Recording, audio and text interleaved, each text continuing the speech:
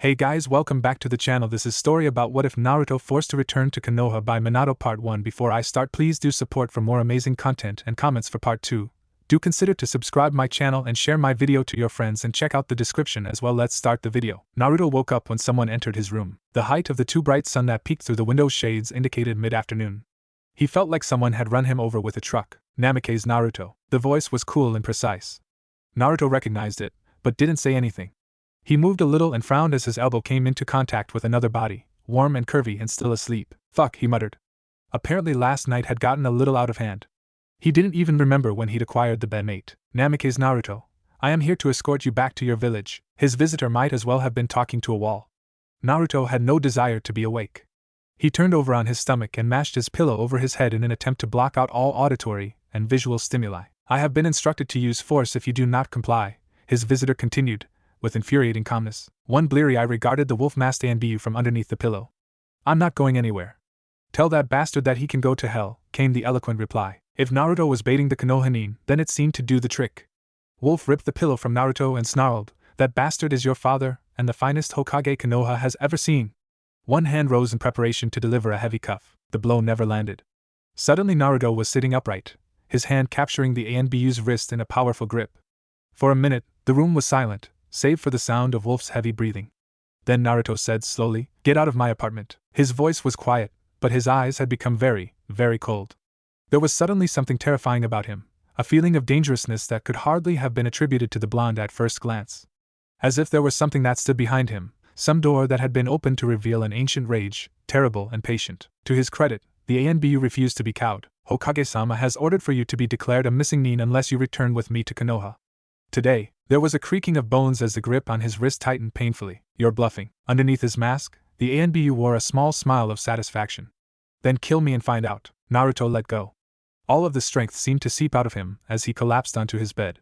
The girl sleeping next to him stirred, moving the sheets to expose just enough to make the Anbu look away. Seeing this made Naruto smile wickedly. She's not bad, if you want to go, Wolf-san. To be honest, he didn't know how she was at all. Last night was lost in a haze of booze and drugs. He was only saying it to get a rise out of the masked nin. Get up. The disgust in the Anbu's voice made Naruto's smile widen. Alright, you got me, I'm going. Wolf waited impatiently as Naruto stretched prodigiously and padded into the bathroom to shower, as if this were any other morning or afternoon. The Anbu had little idea why the Hokage was recalling this delinquent now. If it had been up to Wolf, the cocky little bastard could go on wasting his life to his heart's content, wallowing in every cesspool known to the elemental nations until he either ended up a homeless addict or died of an overdose. But blood ran deep, even bad blood. Wolf knew that better than anyone. Naruto's apartment had all the markings of a temporary home. There was no sign that an attempt had been made to make the place more habitable. The blonde had never really unpacked, his clothes lying in a pile over a black duffel bag. The kitchenette was devoid of any dishware or cutlery, although it boasted an excess of empty bowl ramen containers. Even the bed was barely more than a metal frame with a mattress, although the blonde had apparently sprung for some nice sheets, being the hedonist that he was. Speaking of hedonism, there was an empty handle of liquor on the ground next to the bed, and another lying half-empty alongside it. There were also a few crumpled squares of white paper next to them. Wolf had no illusions about what they had once contained. He supposed that he should make some attempt to rouse the girl and send her home before she woke up on her own to an abandoned apartment. But the sight of her only made him angry. She, along with the refuse that littered the floor, was the symbol of Naruto's wasted life, of his reprehensible choices and his disgusting excess. Many a time the Hokage had broken down in front of his most trusted ninja, both in fury and in desperation. No one had any idea where Naruto went wrong. He had been a happy child, polite and morally upright, until one day, when he just suddenly wasn't. It had been such a drastic change that the Hokage had suspected Genjutsu, ordering Itachi, the scion of Konoha's infamous Uchiha clan, to personally take a look at the boy. Itachi had reported no externally derived abnormalities, but he had looked troubled after talking to Naruto, a rarity for the normally stoic Anbu. Then again, the next week Itachi had massacred most of his clan, so there was no telling what had been going on in the man's head. There was an abrupt sound as Naruto shut off the shower. A few minutes later, he stepped out of the bathroom, toweling off his hair and wearing only a pair of boxers. Sensing the frown underneath Wolf's mask, he smirked and said, "Like what you see? Pack," the Anbu barked. "And do something about your guest." Naruto tapped a cigarette out of its pack as he idly watched Wolf's exchange with the guard. After less than a minute, the guard gave a smart salute and shouted something at another nin stationed a little further down. Then the gates of Konoha opened with a loud groan. The blonde formed a quick succession of seals with his free hand and lit his cigarette with a snap of his fingers. He inhaled deeply, enjoying the subtle changes in Wolf's body language that signaled disapproval. "Let's go," the ANBU growled. "The Hokage wants to see you immediately." "What a pain," Naruto muttered. They had covered the distance to Konoha in just about 2 days. Wolf had set an exhausting pace, but Naruto, much to the ANBU's secret annoyance, had not suffered much from it. Despite everything, the blonde was a talented ninja, and his stamina outstripped that of most of his peers, Wolf included. The two walked to the Hokage's tower like civilians. Very few people along the way recognized Naruto, and no one chose to remark on the boy's return. The Hokage's son was a touchy subject in Konoha. "I don't see anyone I know," the blonde commented as they made their way through maze-like streets. "The rest of the rookie 9 are Chunin now," Wolf said. There was an acidic edge to his voice. "Except for Niji, who made Jounin last year. Naturally, they are all kept very busy with missions, and poor me, still a lowly genin." There were 1,000 things that Wolf wanted to say in response to that. Instead, he kept silent as they approached the looming tower. The ANBU at the doors let them in without question. The Hokage was behind his desk, signing documents. Time had been kind to Namikaze Minato. The daily stresses of his position had done little to mar the youthfulness of his features. But as he looked up to see the ANBU escort Wolf and his son into his office, the lines on his face seemed to deepen, and the shadows under his eyes grew starker, until he seemed to wear the mask of an old man. Wolf noticed it, and inwardly seethed at the effect Naruto had on his father. "Hi there," the boy said offhandedly, as if he hadn't been 3 years missing. "Why did you have Kakashi call me back?" Wolf flinched at the identification, earning another of Naruto's wicked smiles. "You think I'm stupid enough to not recognize the voice of my own Jounin-sensei?" Minato put down his pen and leaned back tiredly. He did not stand up. "Naruto. It's been a long time." The smile immediately vanished from his son's face, replaced by an angry glower. "You brought me back here as the Hokage," Naruto snapped. "Don't start talking to me as my father." "All right then," Minato conceded. They had already treaded this ground 3 years ago, again and again, and each time, fruitlessly. The older blonde's voice became cool and impassive, but his expression remained weary. "Naruto, I have ordered your return on behalf of Konoha and the council. The elemental countries are drawing closer to war, and your skills are needed here." The boy remained silent, but his anger did not dissipate. "I am reforming Team 7 under Hatake Kakashi. You will report to him as your commander from today on." There was a sudden flare of wind-imbued chakra as Naruto exploded. "Team 7? I'd rather be declared a missing nin and hunted down like an animal than let them fuck with me again." The air lashed violently around them like a wild storm. It was an impressive display of elemental chakra, but the Hokage refused to be fazed. "Stone-faced," Minato said, "then that can be arranged." Kakashi looked away. He knew how much the older blonde suffered to utter those words. How had it come to this, that a father would need to say such a thing to his only child? Naruto narrowed his eyes. The wind around them sharpened. Kakashi felt its dangerous pressure against his skin, and wondered why the ANBU hadn't come charging into the office yet. Minato said softly, "I will put you down myself if that is what it comes down to." At first Kakashi thought Naruto was going to attack his own father, but then the wind chakra let up and the boy slumped in defeat. When he looked back up, there was no acknowledgement of either of their presences in his eyes. It may as well have been the gaze of a dead thing. Mechanically, Naruto said, "I will report to Hatake-san tomorrow morning. I request permission to be dismissed." "I am assigning Mouse and Eagle to keep watch over you," the Hokage said.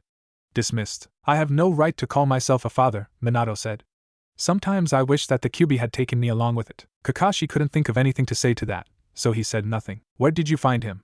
the Hokage asked, rubbing his forehead tiredly with one hand. "A small village near Water Country." "Was he by himself?" "Yes," Kakashi lied smoothly. "He had his own apartment." "Did he seem all right to you?" There was a dry twist to the blonde's voice. "For the most part. He didn't seem very happy to be coming back here." "Kakashi," Minato said suddenly. His expression was somber. "I know my son, and his vices. You don't have to protect me from the truth." The silver-haired Jounin licked his lips uncertainly.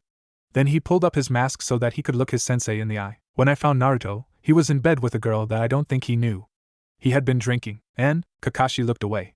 "Minato-sensei." "I want to hear it, Kakashi," the Jounin said slowly. "I think that he's been using drugs." Minato sighed, long and drawn out, the sound of the life departing a dying body. "What am I going to do? He's in no position to be serving actively, but I've put him in that spot. Fuck, I even threatened to kill him. My own son." Kakashi began. "The council." "Fuck the council," Minato snarled, surprising his former student with his viciousness. "If it weren't for the sake of this village, I would happily see those bastards dead."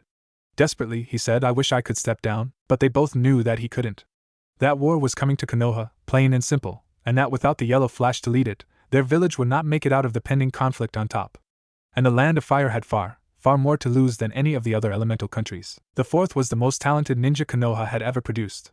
But here, in this expansive office with his only surviving student, he was a failure, a man who couldn't put the welfare of his only child before the demands of his job. Kakashi arrived at the training grounds to see Naruto idly leaning against the fence, smoking, while his two teammates stood next to each other, some distance away. The blonde looked up as he approached, flicking the ash from his cigarette.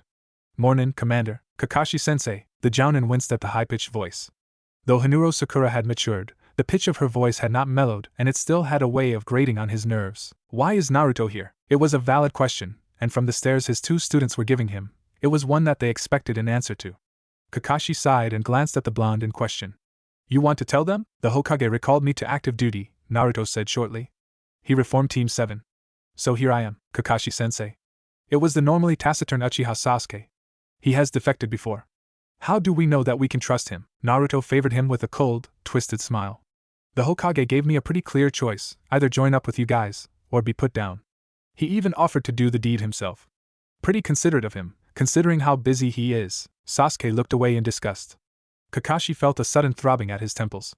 It was going to be a long morning. Naruto winced as he applied the cold compress to his face.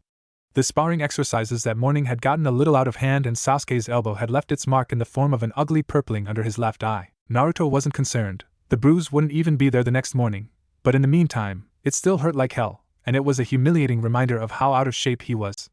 At least he had gotten the bastard back for it. The Namake's estate was as quiet as he remembered. The house was devoid of other people, as Minato chose not to keep servants. Naruto hated it. Even a girlfriend who visited once in a while to break the silence would have been nice. But Minato had seldom dated after his wife's death. Kushina had left an irreplaceable void in his mind, one that he had tried to fill with his duties as the Hokage and, less successfully, with raising his son. Naruto had an entire wing of the main house to himself. When he returned, he'd found his rooms unchanged but coated with dust. A quick application of wind chakra had remedied that, but bitterly he found himself thinking that it was typical of Minato to ignore his absence in the same way that he ignored his presence. He no longer minded being alone.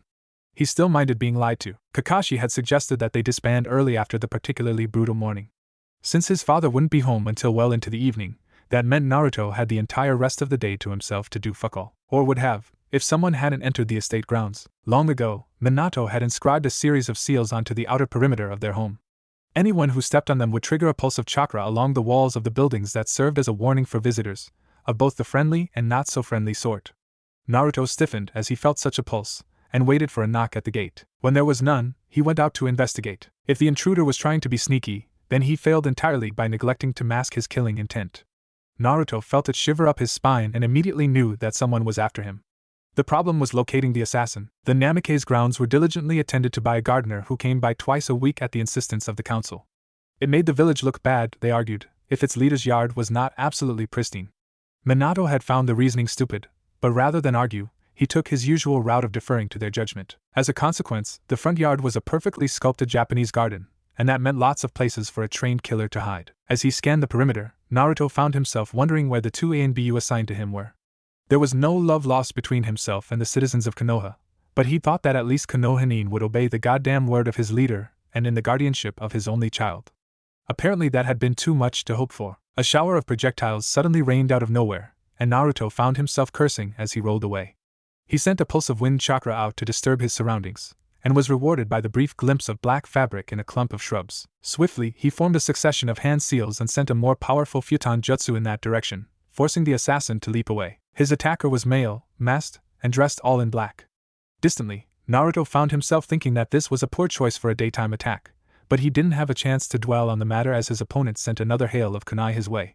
He managed to avoid most of them, but one sliced him somewhat deeply in the shoulder. Disgusted at how rusty his skills had become, Naruto clamped a hand down on the wound and, after finding it to be not that serious, formed a longer sequence of seals with his free hand. The Katon blast caught his attacker full on, and knocked him back into a tree. Before he could recover, Naruto was upon him, one hand pinning the assassin to the tree trunk by the neck, the other holding a kunai millimeters away from his face. The blonde casually sliced the mask from the man's face, revealing a pale countenance with dark hair and darker eyes. He had on a Konoha Hittite, but Naruto did not recognize him. So, Naruto said, almost conversationally, "Why are you trying to kill me?" Graciously, the man spat in his face. Without so much as a flinch, Naruto wiped it off with the back of the hand holding the kunai and, just as impassively, gave the man's neck a little squeeze. His attacker only became more defiant. "I was doing my job as a Konoha citizen, culling a monster like you. You do know that I'm the son of the Hokage, right? The Yondaime is a great leader, but even he erred in marrying that witch. Stone-faced, Naruto broke his nose. He ignored the ensuing howls of pain and said, "Before I kill you, I just want to know, did someone send you, or did you act alone?" The man's pulse stayed steady under his hand as he replied spitefully, "I acted by myself. There are plenty more like me in this village." Catching sight of the blonde's expression, he added with a sneer, "But you already know that, don't you?" Naruto said nothing. He simply began to crush the man's throat. Small gurgling noises made their way out of his attacker's mouth. They were just starting to grow satisfying when the blonde felt the presences of two new ninjas arrive behind him. "Namikaze-san, we request that you hand the assassin to us for questioning." It was Mouse who spoke. Naruto felt his expression twist in anger. "And where the hell were you two when this guy decided to attack me?" "My apologies, Namikaze-san. He had us and trapped us in a genjutsu." There was neither shame nor apology in the ANBU's tone. Naruto said darkly, "I am sure that's exactly what happened. You do not need to believe us." This time, it was Eagle who spoke, his voice crisp. "Still, we ask that you relinquish the assassin. It is imperative that we uncover his motivations for staging an attack at the Hokage's very residence." Naruto snarled in disgust, but withdrew his hand. "Fuck off then," was all that he said before he went back into the main house. "How is he?" Minato asked, his hand paused over the next stack of forms. Unlike his predecessor, he could never get the hang of filling out paperwork and talking at the same time. "Sloppy," was Kakashi's answer. "His reflexes have dulled. He let Sasuke get in a few hits that never would have landed 2 years ago. However, his skill with wind chakra has improved insanely." There was a wry smile on the Hokage's face as he said, "I think I got a sense of that in person." "Has he developed a secondary affinity yet?" There was a slight hesitation, and then Kakashi said, "Yes, I saw him light a cigarette with a minor katan jutsu." Minato snorted. He didn't blast his face off, so that's a good sign of his control, at least. Hearing that his son had added smoking to his list of vices didn't surprise him in the least bit. Really, tobacco was rather low in on the list of the things Naruto could be doing to shorten his life. "How is the team getting along?" Kakashi sighed. "They don't trust him, and I can't blame them. You know what they say, once burned, twice shy," the Hokage nodded. "Especially when it comes to my son. Sakura, did he ever?" "Not that I know of," Kakashi said. "So at least, that's not the problem. The issue is that he left them, just when Team 7 was starting to come together. Naruto was always kind of the keystone of the group. He was helping Sakura get over her self-esteem problems, and I think he was the first real friend Sasuke had after the Uchiha massacre. They were devastated when he vanished. I thought they would see it coming though. His behavior was becoming more and more erratic, and his mood swings worse and worse. Sakura went home crying a few times because of him, towards the end. Of all the people who should have seen it coming, I think I'm probably at the top of that list," the blonde said bitterly. "After all the things I caught him doing, all the arguments we had." "Minato-sensei. Anyway, can they still work together?" Kakashi sighed. "Their teamwork is as strong as I remember it being. Only instead of having Naruto watch their backs, Sasuke and Sakura prefer him to act as the diversion. A role he's quite suited for." "I guess that's the best we can hope for," Minato said, half under his breath. "I'm sending you on a mission to Sunna. They've recently appointed a new Kazekage, but because of our relations, we know very little about him. Reconnaissance, high B rank. Take tomorrow to prepare, then depart immediately." There was a sudden knock on the door, then one of the ANBU guards poked his head into the office. "Sorry, sir, Danzo-san is here to see you." "Let him in," Minato said tiredly, not bothering to dismiss his former pupil. He already knew that Kakashi was silently gone. The blonde wished that he could leave just as easily. He never enjoyed talking with the elders, but for the most part they were simply another of the many undesirable trappings that came with the office. One-on-one sessions with Danzo, however, were an entirely different story. Most high-ranking Konohani knew better than to trust the Warhawk. Minato took it one step further. He deeply despised the man. Danzo was aware of how the Hokage hated him, and worse, the scarred veteran knew exactly why Minato would never be able to act upon that hatred. The amount of tension that built up during their meetings sometimes caused the ANBU to shrink away from the doors in fear, so Minato simply leaned back with his arms crossed as he watched Danzo enter the office. The yondaime did not offer him a chair, partially out of petty spite, and partially because he knew Danzo would not take one. The elder did not sit, nor did he stand. He simply loomed over whatever he was addressing. Minato chalked it up as just one more thing he disliked about the man. "Hokage-sama." Trust Danzo to make an honorific sound like an insult. "I heard that you have recalled your son." "Yes, I had him brought back yesterday. We are worried about his mental state. The council gave the order for his return to duty in the first place. From their decision, I assumed that any concerns over Naruto's condition had been addressed." Danzo's mouth thinned into a cold line. Not to everyone's satisfaction, Minato fought the urge to smile. Normally Danzo was able to bully the elders into going along with him. Apparently the man didn't appreciate having his opinion overridden. "If you will excuse my directness, Hokage-sama, but Naruto's past record has shown that he cannot be relied upon. To have put him on the same team as two promising young Konohanin will be seen by some as a foolhardy move on your part. Kakashi is one of the most talented jounin this village has ever produced, and his students are just as capable, Minato replied dryly.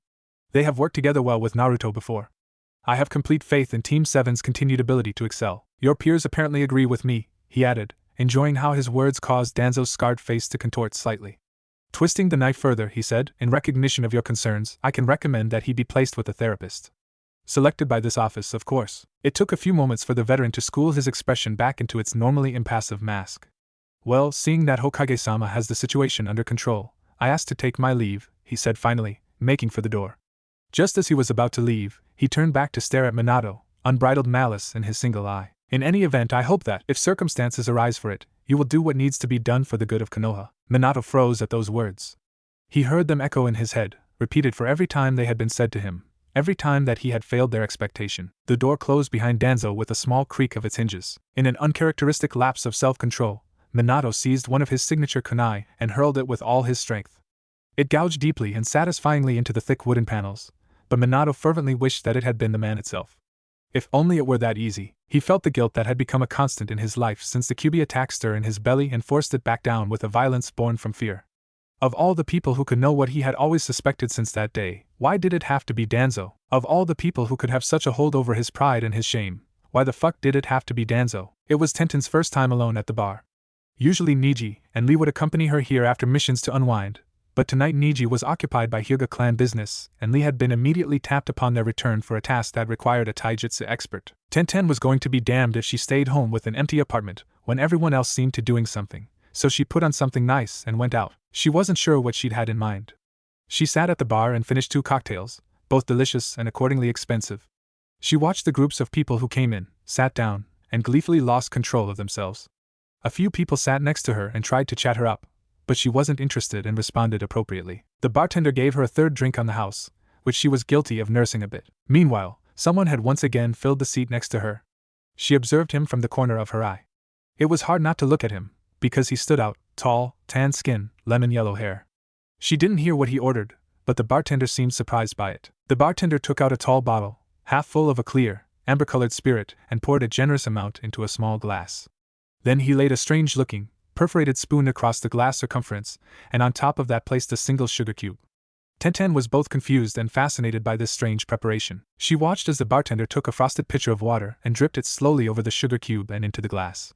The liquor in the glass began to pale in color and take on a cloudy appearance. When the volume in the glass had increased by about 1/3 and the liquid inside was a milky white, the bartender removed the spoon and what was left of the sugar cube and gave the drink a quick stir.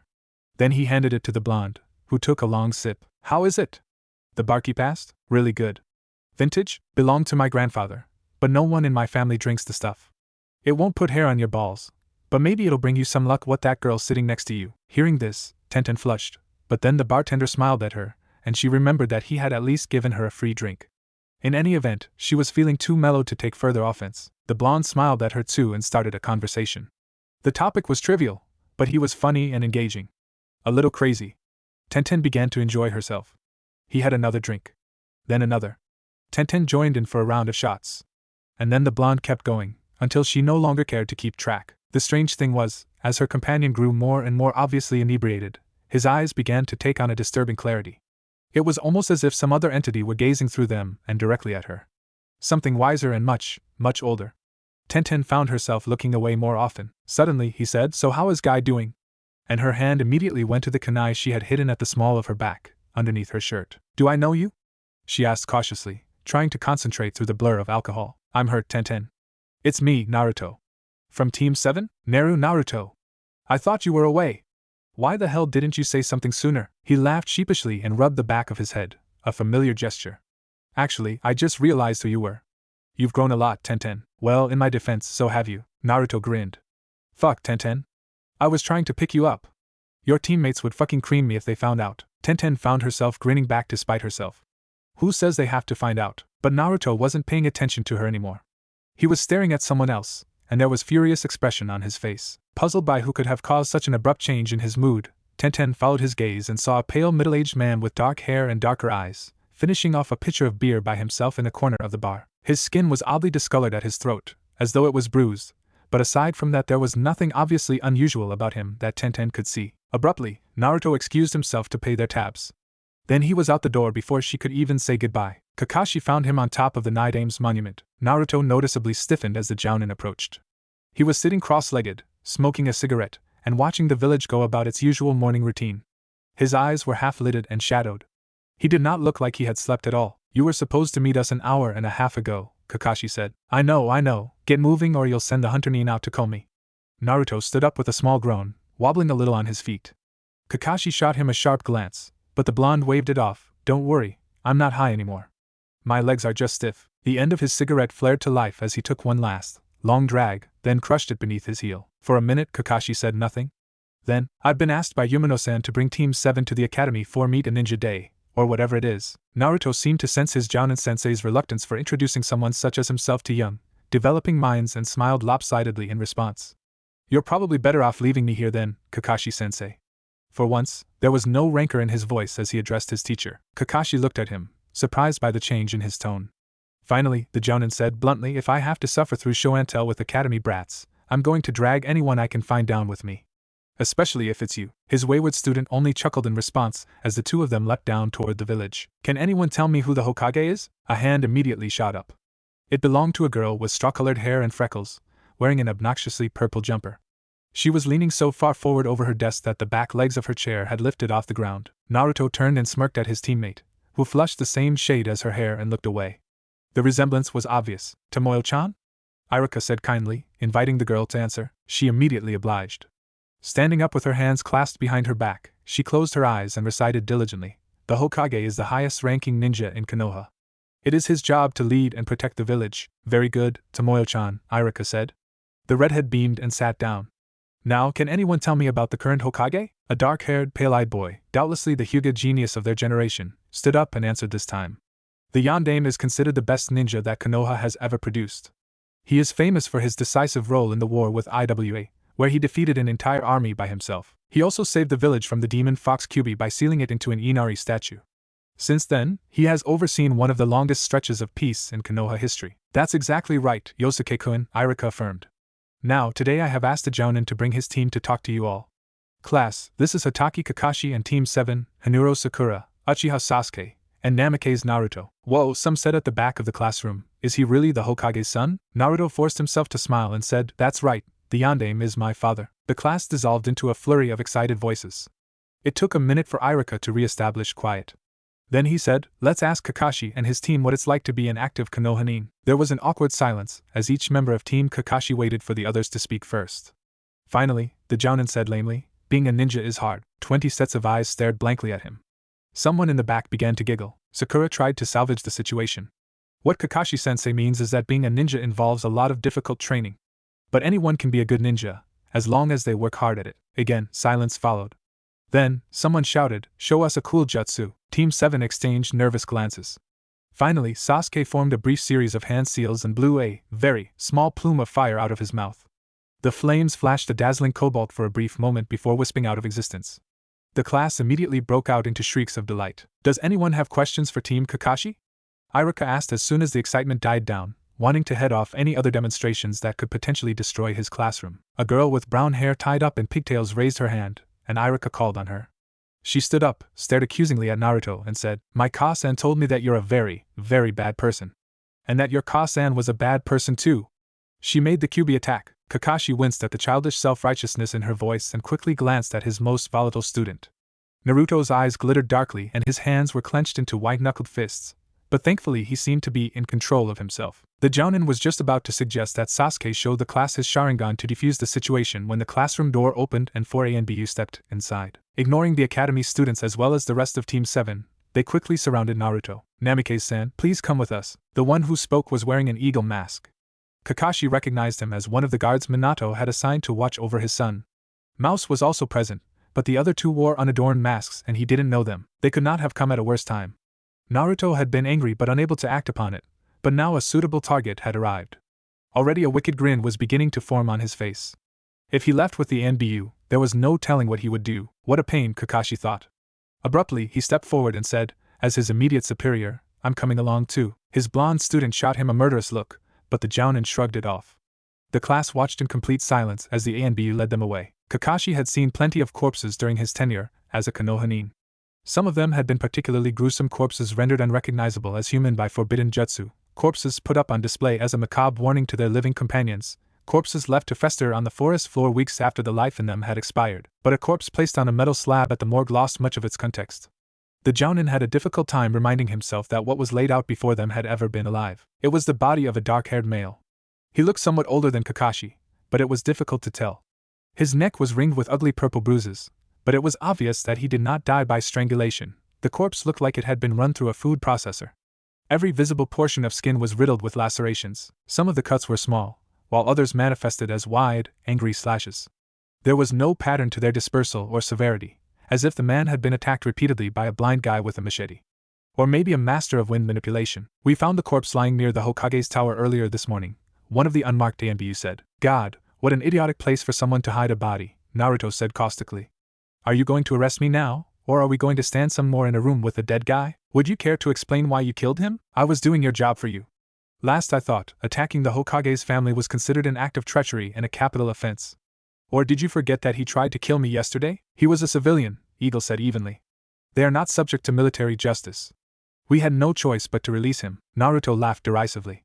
"You are all such fucking awful liars." Before anyone could stop him, the blonde tilted the corpse's head up and pried open its jaw to show them a series of thick black markings that started at the back of the tongue and extended down into the dead man's throat.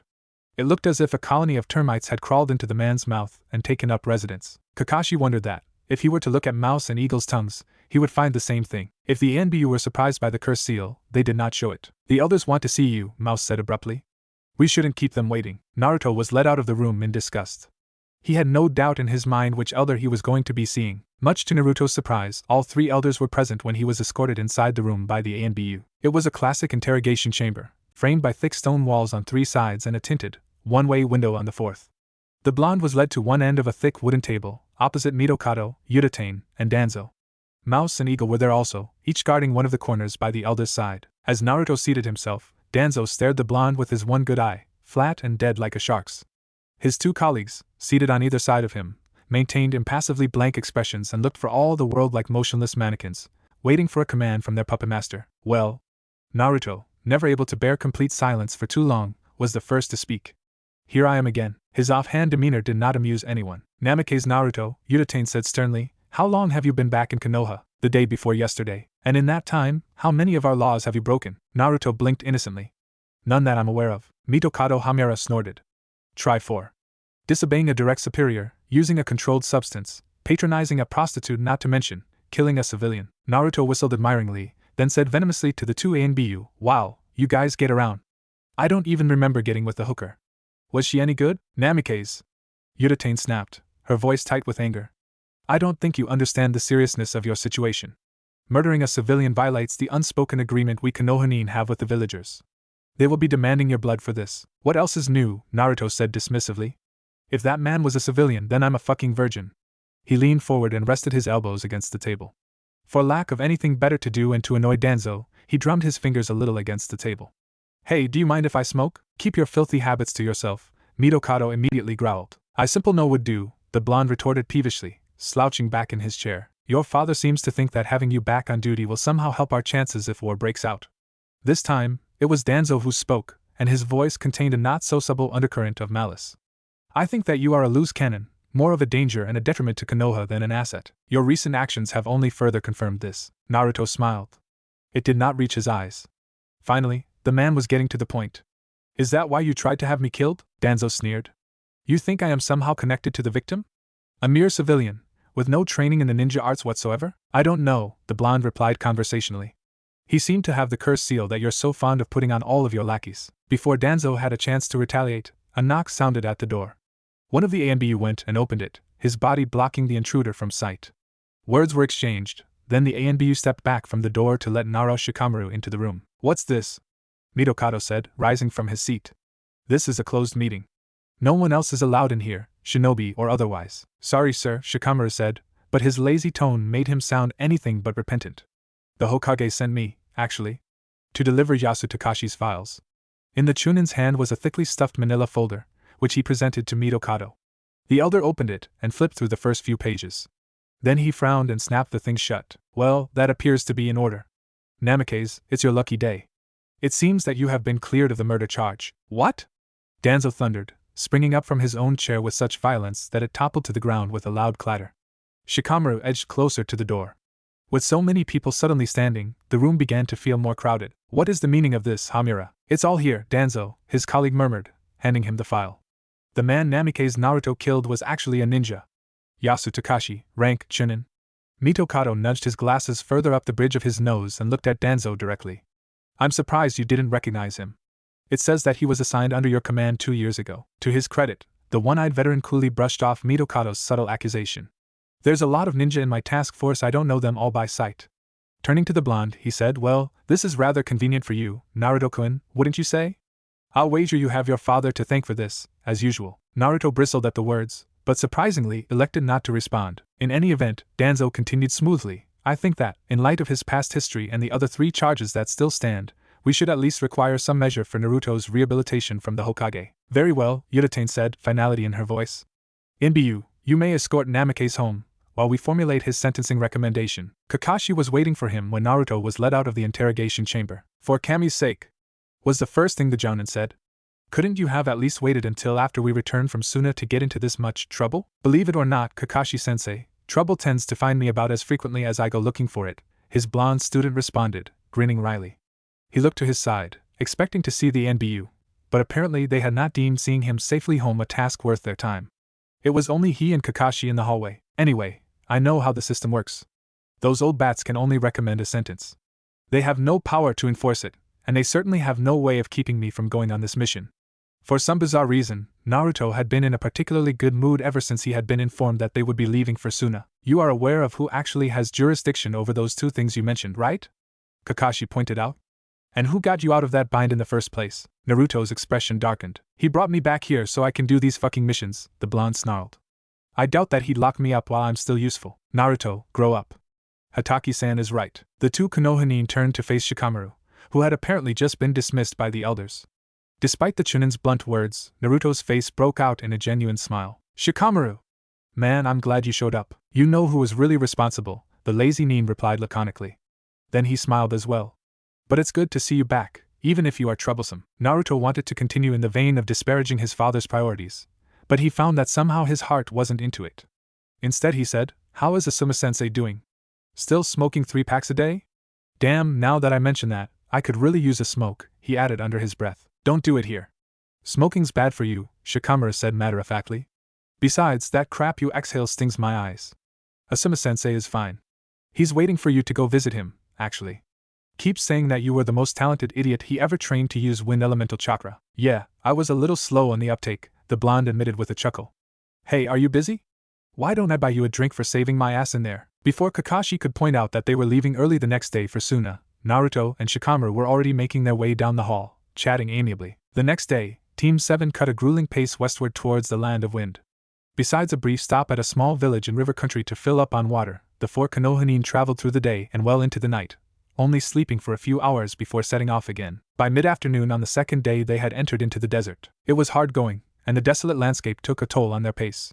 Surrounded by a flat, white line of sand for as far as the eye could see, even Naruto felt exhaustion overtake him faster than usual. It was not long before Kakashi called for a rest so that they could sleep through the worst heat of the day. Later that night, Team 7 set up camp. They were perhaps half a day's distance from Sunna. Although the daytime was scorching hot, at night the desert retained no heat and became frigidly cold, to the point where the Konoha had to light a small fire and huddle around it to keep warm. As they sat around the fire and stared stupidly into the flames, Sakura asked suddenly, exactly how undercover is this mission going to be, Kakashi-sensei? It took a minute for the Jounin to clear his head of the afterimages of the fire, and respond. This mission isn't meant to be too dangerous. We're ostensibly here on a diplomatic mission, to talk over the terms of the Chunin exam Sunna is hosting next year. But Sunnanin aren't exactly stupid. I'm sure they'll realize that we're here to scope out their new Kage, if they haven't already. Hopefully they'll want to remain on good terms with our village and let us meet with him. Never one to leave out the worst-case scenario, Sasuke prompted. And if we're not lucky? If you want to start a war with another village, what better way than to hold a team of their ninja hostage? Kakashi said dryly. We'll have to arrange for some means of escape then, just in case, Sakura concluded, stating the obvious. They were silent for a few minutes. Despite the chill, Naruto found himself beginning to doze off.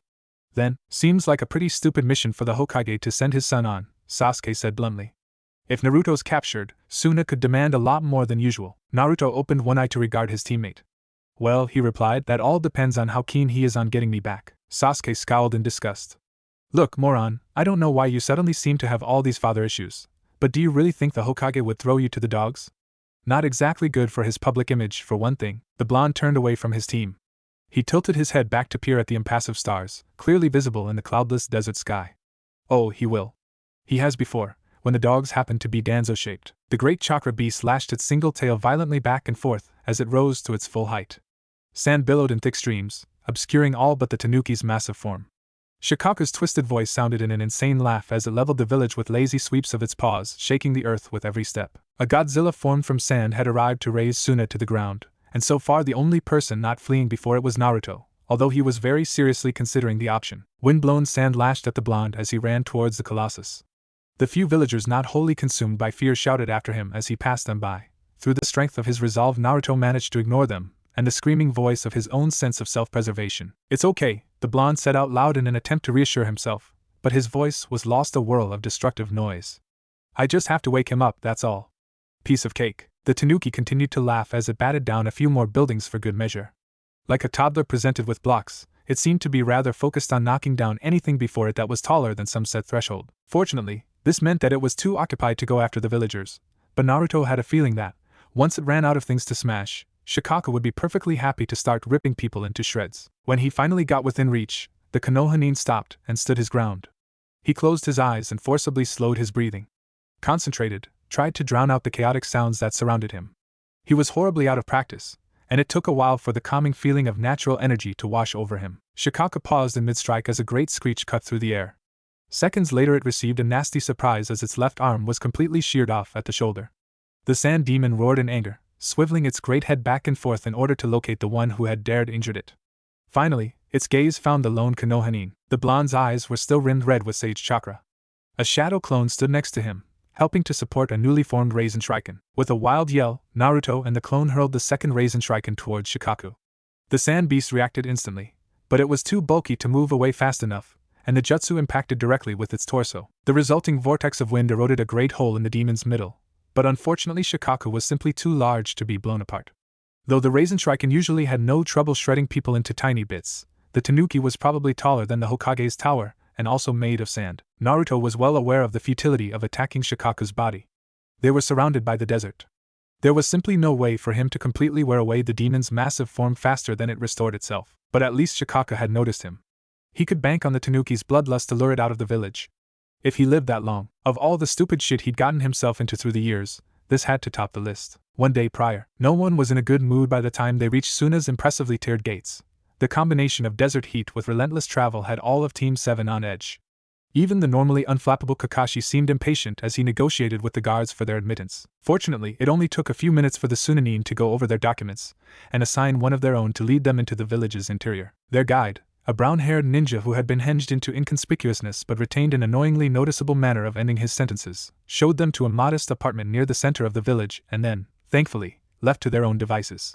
Wisely, Kakashi gave his team the rest of the day to relax and promptly fell asleep. Sakura looked at their unconscious sensei in disgust, then said to her teammates, "You guys want to go explore the village a bit? We should probably stay put," Sasuke pointed out. "There might be enemies of Konoha who know we're here." "You," Naruto said, "are way too paranoid." And then he dropped his gear and left. He didn't have far to go, but apparently the Sunnanin shadowing him was not very good at his job, as Naruto managed to lose him within a few blocks. The typically cramped and maze-like streets grew wider as the blonde neared his destination.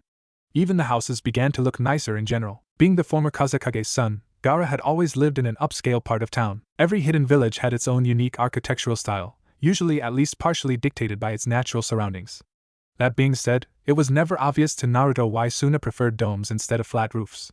Maybe it had something to do with staving off the heat.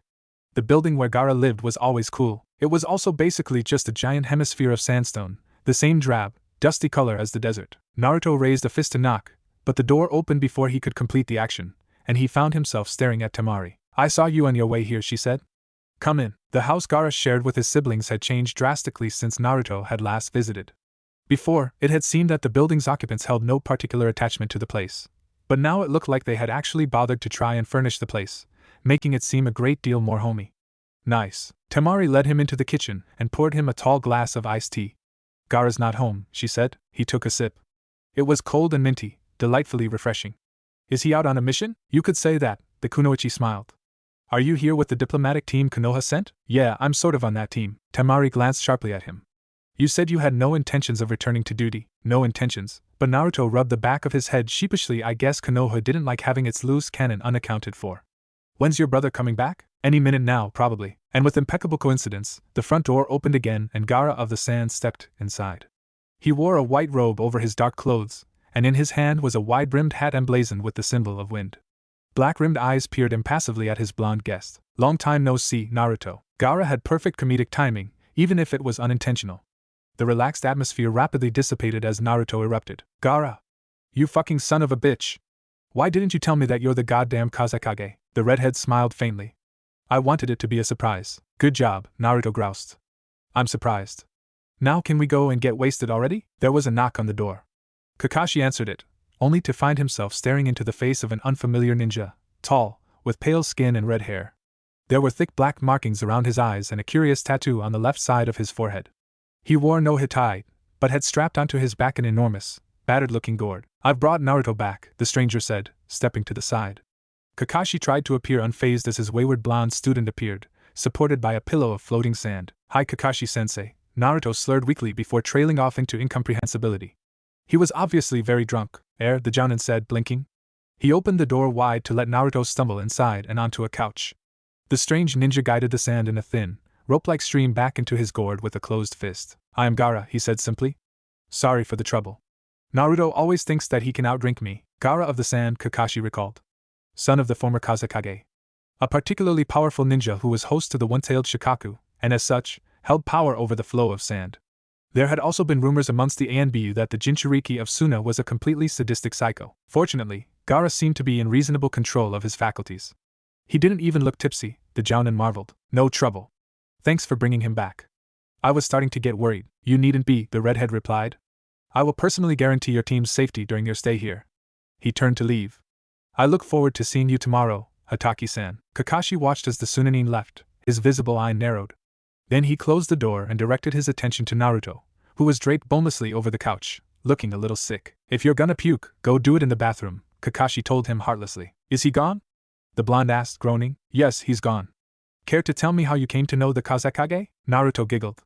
Ha, Kakashi-sensei, you're pretty smart. Then he frowned and said, I'm going out for a smoke. Kakashi frowned. Coming out of Naruto's mouth, that could mean anything from I am going to go outside and smoke a cigarette to I am going to find a brothel and fuck my brains out, and show up tomorrow 3 hours late to a 1-hour meeting with a giant hangover. But he was beginning to understand that self-destructive behavior was the way the blonde had learned to avoid the larger issues in his life. Including, apparently, his inability to open up in any way to anyone. Naruto, you're not going anywhere, the jounin said, making his voice as flat as possible. And don't dodge my question. Naruto peered cynically up at him. Is that an order, Hataki-san? The jounin sucked in a breath, then let it out in a sigh. No, he said finally. For a minute he thought the blonde was going to hightail it out of the apartment. Then Naruto sagged back against the couch, his eyes clouded with unspoken thoughts. Of all the people I could be talking to. You must be taking advantage of my drunk state, he said quietly, not sounding drunk at all.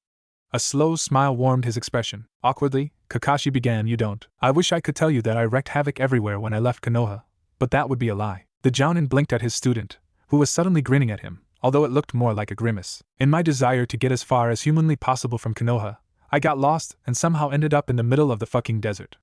In retrospect, it may have worked out better if I had attempted to navigate while sober.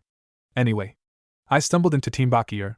That's Gaara and his 2 older siblings, Temari and Kankuro. They had just returned from a mission and their jounin sensei had been killed.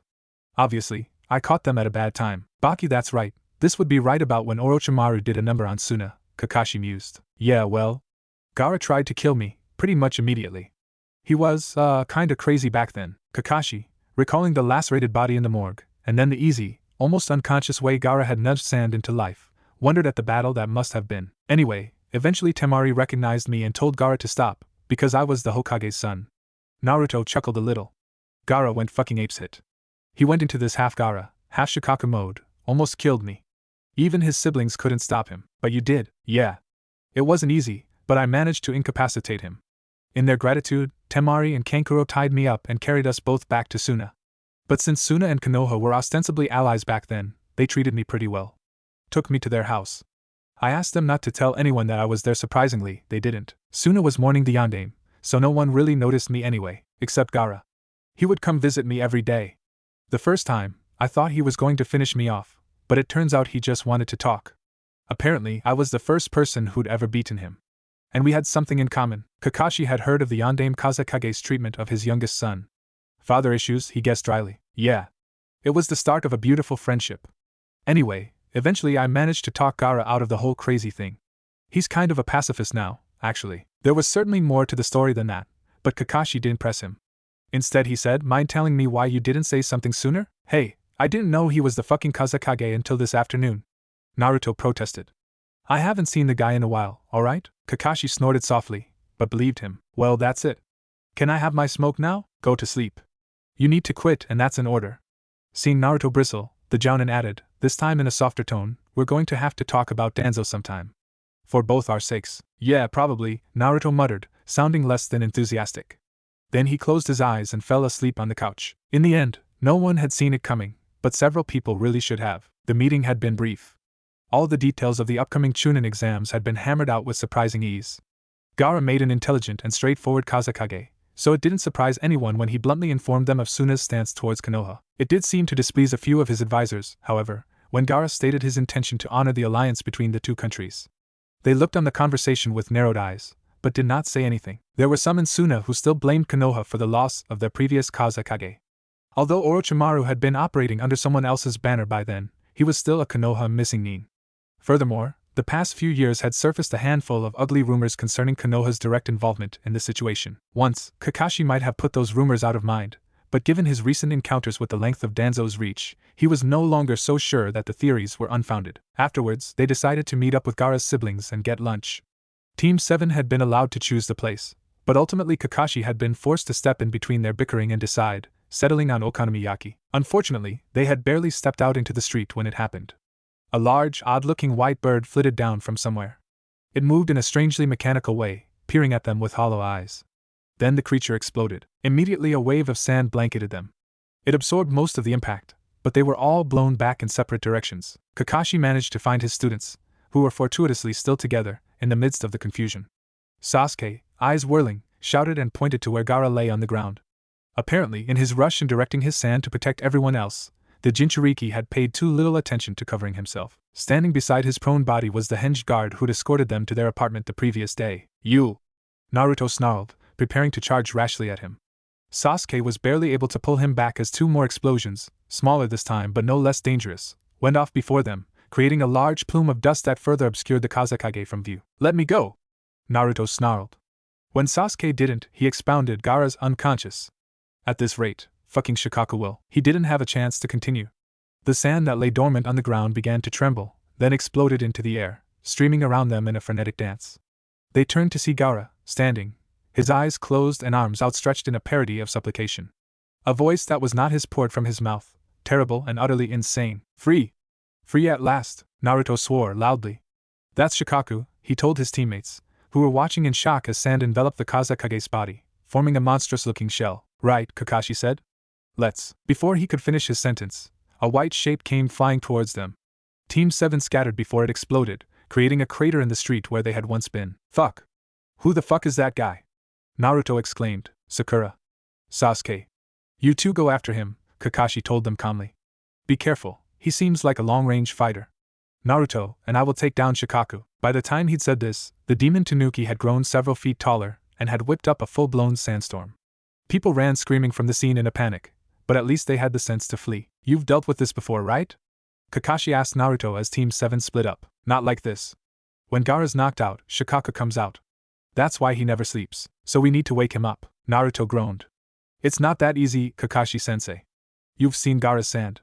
It's an absolute defense. It's hard enough when he's awake, but the demon has a lot more power.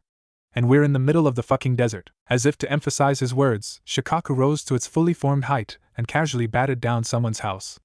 It tilted its head back to give a howl of violent elation, then began to make its way towards the center of Sunna. We have to get it out of the village, Kakashi said grimly. Before there is no village. Meanwhile, Explosion Nin was keeping Sakura and Sasuke at bay with well-placed explosives. Then, unexpectedly, Sakura punched into the ground, knocking up several large chunks of rubble skyward and forcing the enemy ninja to scramble away from the shower of rocks that resulted. He managed to avoid being hit, but in that moment of distraction Sasuke had closed the distance between them. The sound of chirping birds filled the air. When the chaos cleared, Sasuke's right kiri had gone clean through Explosion Nin's right shoulder.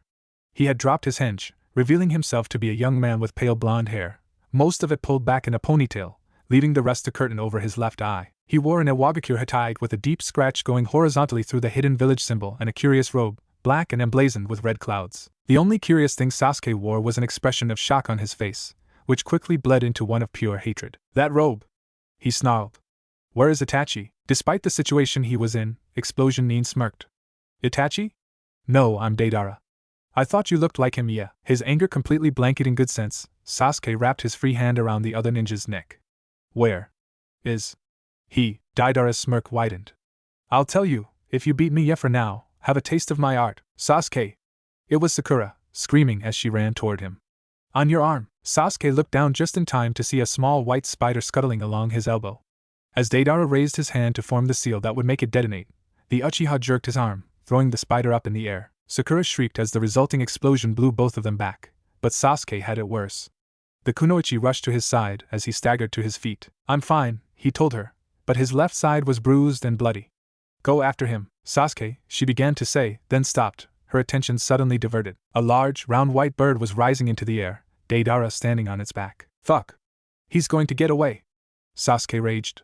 Totally lost to anger, he clapped one hand over his left eye. "No, Sasuke! You can't use that jutsu here," Sakura began, but before anything could happen, the space around Deidara began to warp and distort. Startled, the missing Nin twisted around as the warping centered around his left arm and focused until, with an indescribable noise, the arm vanished with a spray of blood. "Damn it," Kakashi swore to himself, his own hand covering his original eye, the other displaying a fully formed Mangekyo Sharingan. Already he was feeling the incredible strain. "Sorry, Naruto," he panted. "Sasuke is on the verge of doing something incredibly stupid." The blonde nodded sharply. "I'll lead Shikaku out of the village. We'll catch up to you as soon as we can," his Jounin-sensei said. Then he added, a bit awkwardly, "I believe in you, Naruto." The present. It was nice, Naruto thought, to have someone believe in you. It would have been nicer if that belief had been placed in a situation like winning a shogi match, or beating someone in a spar. Instead, for some demented reason Kakashi had to believe in his ability to save an entire village from certain destruction by a rampaging 4-story tall monster. At least he still had Shikaku on his tail. They were more or less at the outskirts of the village now, where the Great Wall divided Sunna from endless desert. With a few chakra-enhanced leaps, Naruto summited the wall and faced the enormous beast. "Pathetic maggot," the creature spat. "I will crush you." "No doubt," Naruto agreed. "But you'll have to catch me first, shithead." And with that, he dove off the wall and into the desert. Shikaku followed, plowing through the enormous structure as if it were made of cardboard. The amount of sand in the air was amazing. It was only Naruto's own skillful manipulation of the wind around him that kept his skin from being eroded away. For a brief moment the two opponents stood motionless, one dwarfing the other, while the desert wailed around them. Then the blonde bit his thumb and slammed his hand into the ground, hoping desperately that he had enough chakra left for what he was about to do. When the coils of smoke cleared, the great scarred toad Gamabunta stared coldly down at his summoner. "Brat," he said in his deep, rumbling voice, "I haven't forgiven you yet." "That's fine," Naruto replied, as if they were having a conversation over coffee. "Do you think you can forgive me enough, though, to stop this sand demon from killing me?" The great toad locked eyes with Shikaku. "A frog!" the tanuki screamed in its twisted voice. "I'll rend your flesh and dance on your bones." Gamabunta gave a long-suffering sigh. "Kid, I don't know how you manage to get yourself in these kinds of situations. But for the sake of your old man, climb on." "What about for my own sake?" Naruto muttered as he alighted on top Gamabunta's head. "We've got to get close enough so I can jump over and smack Gaara until he wakes up." With a degree of swiftness surprising for his size, Gamabunta surged forward, brandishing his great knife. Shikaku leapt back to avoid the blow, but the knife caught him inside and he screeched with pain.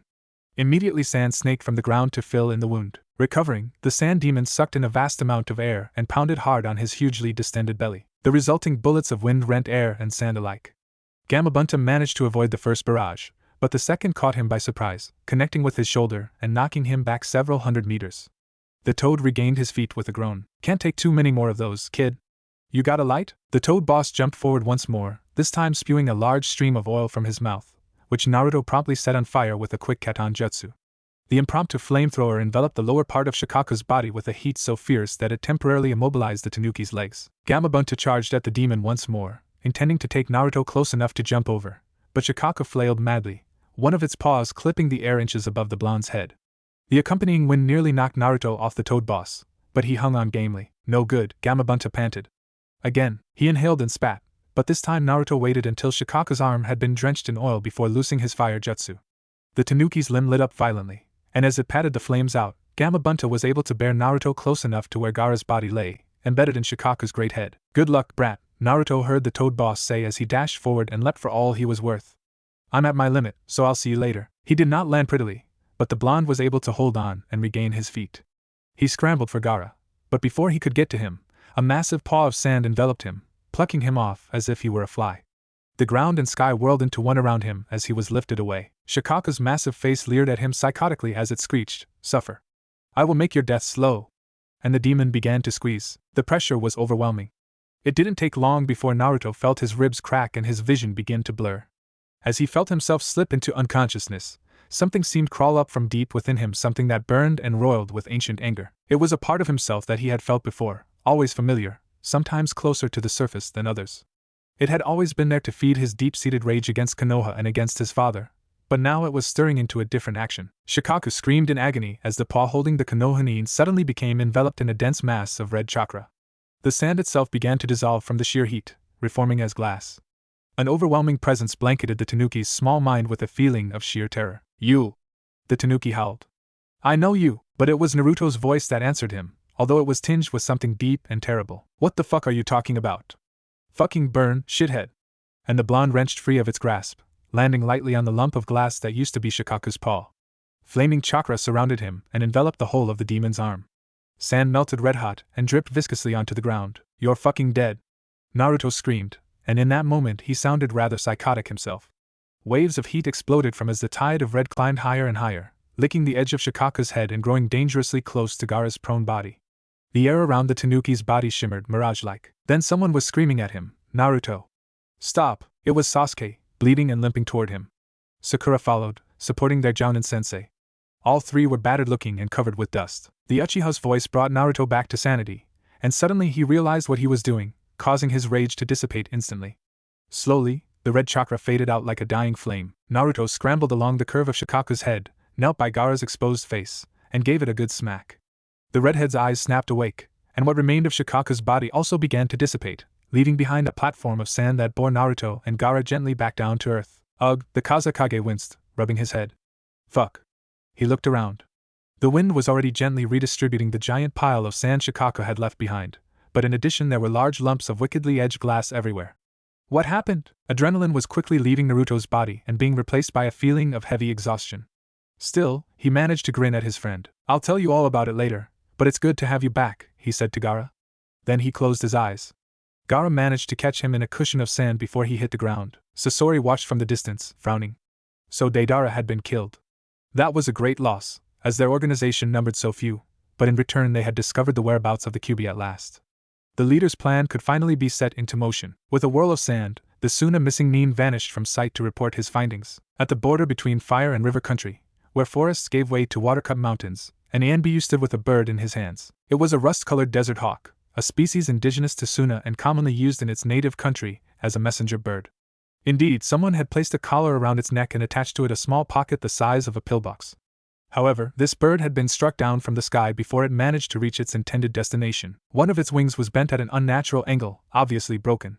The other flapped wildly like a flag caught in the wind as it struggled ferociously against its captor. Even though its wicked talons and beak scored several deep gashes across his skin, the Anbu didn't even flinch as he calmly adjusted his grip and broke the hawk's neck with one smooth twist of his hands.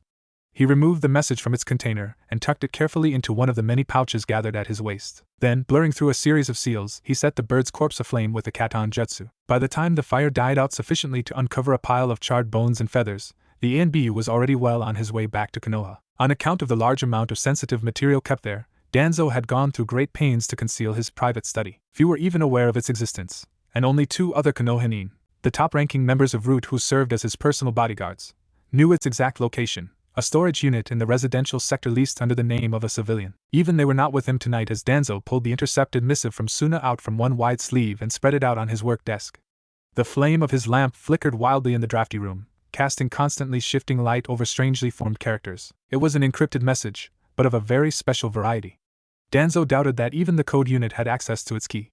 Only the leaders of the hidden villages, the 5 Kages, were allowed to use this particular cipher. Thus, in Konoha, only the Hokage held the scroll needed to unscramble the message, and Danzo, who had previously taken the opportunity to make a copy for himself. Translation only took a few minutes. The completed message was not very long, and written in a cool, clipped tone. The elder wondered about the one who had composed it, but he was offered no insight into the mind of the Kazekage. On the subject of Namake's Naruto, the contents were much more revealing. Danzo read the message twice, just to be sure. Then he threw the scroll over his lamp. It quickly caught on fire, scattering small fragments of burning paper into the air that glowed like summer fireflies. The elder sat back in his chair with a loud sigh. For 16 years he had waited for some indication of the Kyuubi's location. Despite the Sandame's dying speculation, the demon fox had never shown itself. Until now, Danzo had always been adept at playing father and son against each other in the interest of maintaining his own influence over the village. The truth of Kyuubi's existence could undermine all of his efforts. It was bad enough that Naruto was back in Konoha. Danzo was sure of one thing: if the boy could not be controlled, then he would have to be killed. The elder snuffed out his lamp before sweeping out of the room and into the night. Naruto woke up to the uncomfortable sensation of being smothered in white and immediately realized two things. First, that he was in a hospital, and second, that he wanted to check out of said hospital as quickly as humanly possible. However, his body apparently didn't want to cooperate. Even the act of sitting up in the bed caused stabbing pains to pierce his chest. The blonde lifted up the edge of his hospital gown to reveal taped ribs and badly bruised skin. Considering that he usually recovered pretty quickly, Shikaku must have given him one hell of a thrashing. Though his body felt exhausted, Naruto's mind was restless. He had been placed in a private room, and though it was one of the expensive, nice kinds, there wasn't anyone in sight, not even a medic needing to tell him how long he'd been out. There was a call button on the wall next to his bed, and for a minute he considered pressing it, but then he realized that it would probably just result in a prolonged, uncomfortable checkup and decided to leave it alone. Another, worse idea struck him. Taking a deep breath, he sat back against the annoyingly soft pillows and touched the tips of the fingers of each hand together, then closed his eyes and tried to relax to absolute stillness. This time, he felt the nature chakra draw in more quickly, bathing him in warmth and dulling the pain of his injuries. He sensed about a dozen chakra signatures, all but 2 of them static. The mobile ones, most likely corresponding to patrolling medic Nin, were fairly faint and therefore probably far away. This was his chance. Carefully, Naruto extracted himself from the bed. He was able to stand without much difficulty. Even without the aid of natural chakra, his legs would probably be strong enough to hold him up, which was a good sign. He gently tugged the 4 free from his forearm and removed the other electrodes taped over his torso as best as he could, then dug around in the closet until he found his clothes. He had just finished pulling on his pants on when he felt an enormous chakra presence enter the building and continue toward his room. Realizing that it could only belong to one person, Naruto swore and headed for the window, not even bothering with his shirt. He managed to get 2 of the latches undone before sand streamed in between him and the window, blocking his access. "Naruto, get your ass back in bed." Gaara's voice was not amused. The blonde scowled at his friend, who was standing in the doorway with his arms crossed over his chest. "You are no fun," Naruto said, but complied. His sage chakra was rapidly dissipating anyhow, which meant that the pain was beginning to return. "If you try something like that again," Gaara said calmly, "I will tell the medic Nin, and they will chain you to the bed." "Kinky," Naruto said. "I've always liked the idea of nurses having their way with me." His expression, however, suggested otherwise. The Kazekage moved to the side of the bed, noting with narrowed green eyes the electrodes and discarded 4-line that lay on the ground. "I am going to call a nurse in here," he said. "Traitor!" Naruto exclaimed, but Gaara was already pushing the call button. It took less than a minute for a medic Nin to arrive, an older man, maybe 45, grizzled-looking and missing a notable chunk out of his nose. He took in the situation immediately, saluted, and said, "Shall I send for the straps, Kazekage-sama?" Seeing the man's expression, Naruto turned positively green. Luckily, Gaara was feeling merciful, as he quickly fabricated an excuse as to why all of the monitoring devices that had once been attached to the blonde's body had somehow ended up on the floor. The medic Nin frowned, obviously not really buying it, but he did not question the Kazekage's story. Instead, he prepared a fresh 4 and accidentally missed Naruto's vein a few times when trying to reinsert it. "If you're awake," the medic Nin said briskly after he had rendered his patient hospital complaint once more, "I should give you a quick checkup." I'm really tired right now," Naruto said. "Maybe later?" he added lamely. "Very well," the nurse said, excusing himself. "You know," Naruto said after he'd left, "it's really not fucking fair. I fight and beat you, again, but I'm the one who ends up looking like shit. At least you're alive, Gaara replied. What were you thinking, going up against Shikaka by yourself? It's not like I had a choice, Naruto countered. Kakashi had his hands full after my idiot teammate tried to set the village on fire. Permanently, the Kazekage sighed, running a hand through his dark red hair.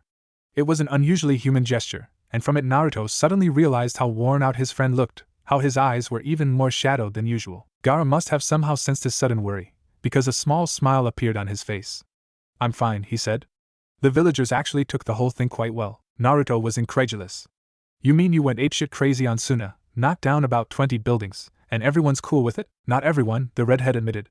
A few people wanted to arrest your team. They think we knocked you unconscious? Konoha and Sunna have never been on the best of terms.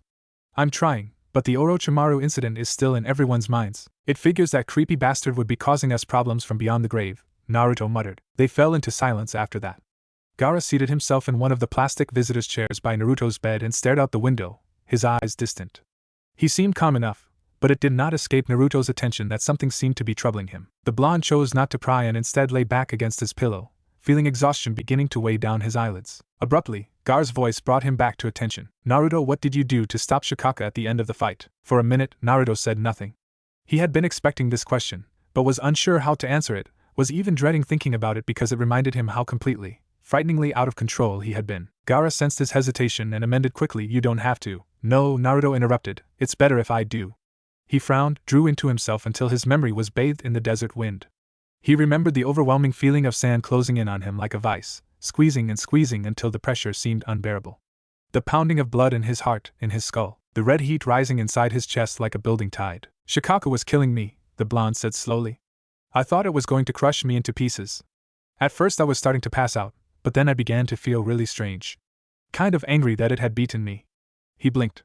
That's pretty weird, isn't it? You'd think that I'd be scared that I was gonna die, not angry because some giant sand monster had gotten the better of me. Anyway, that was when this red chakra appeared everywhere and started melting Shikaku into goo.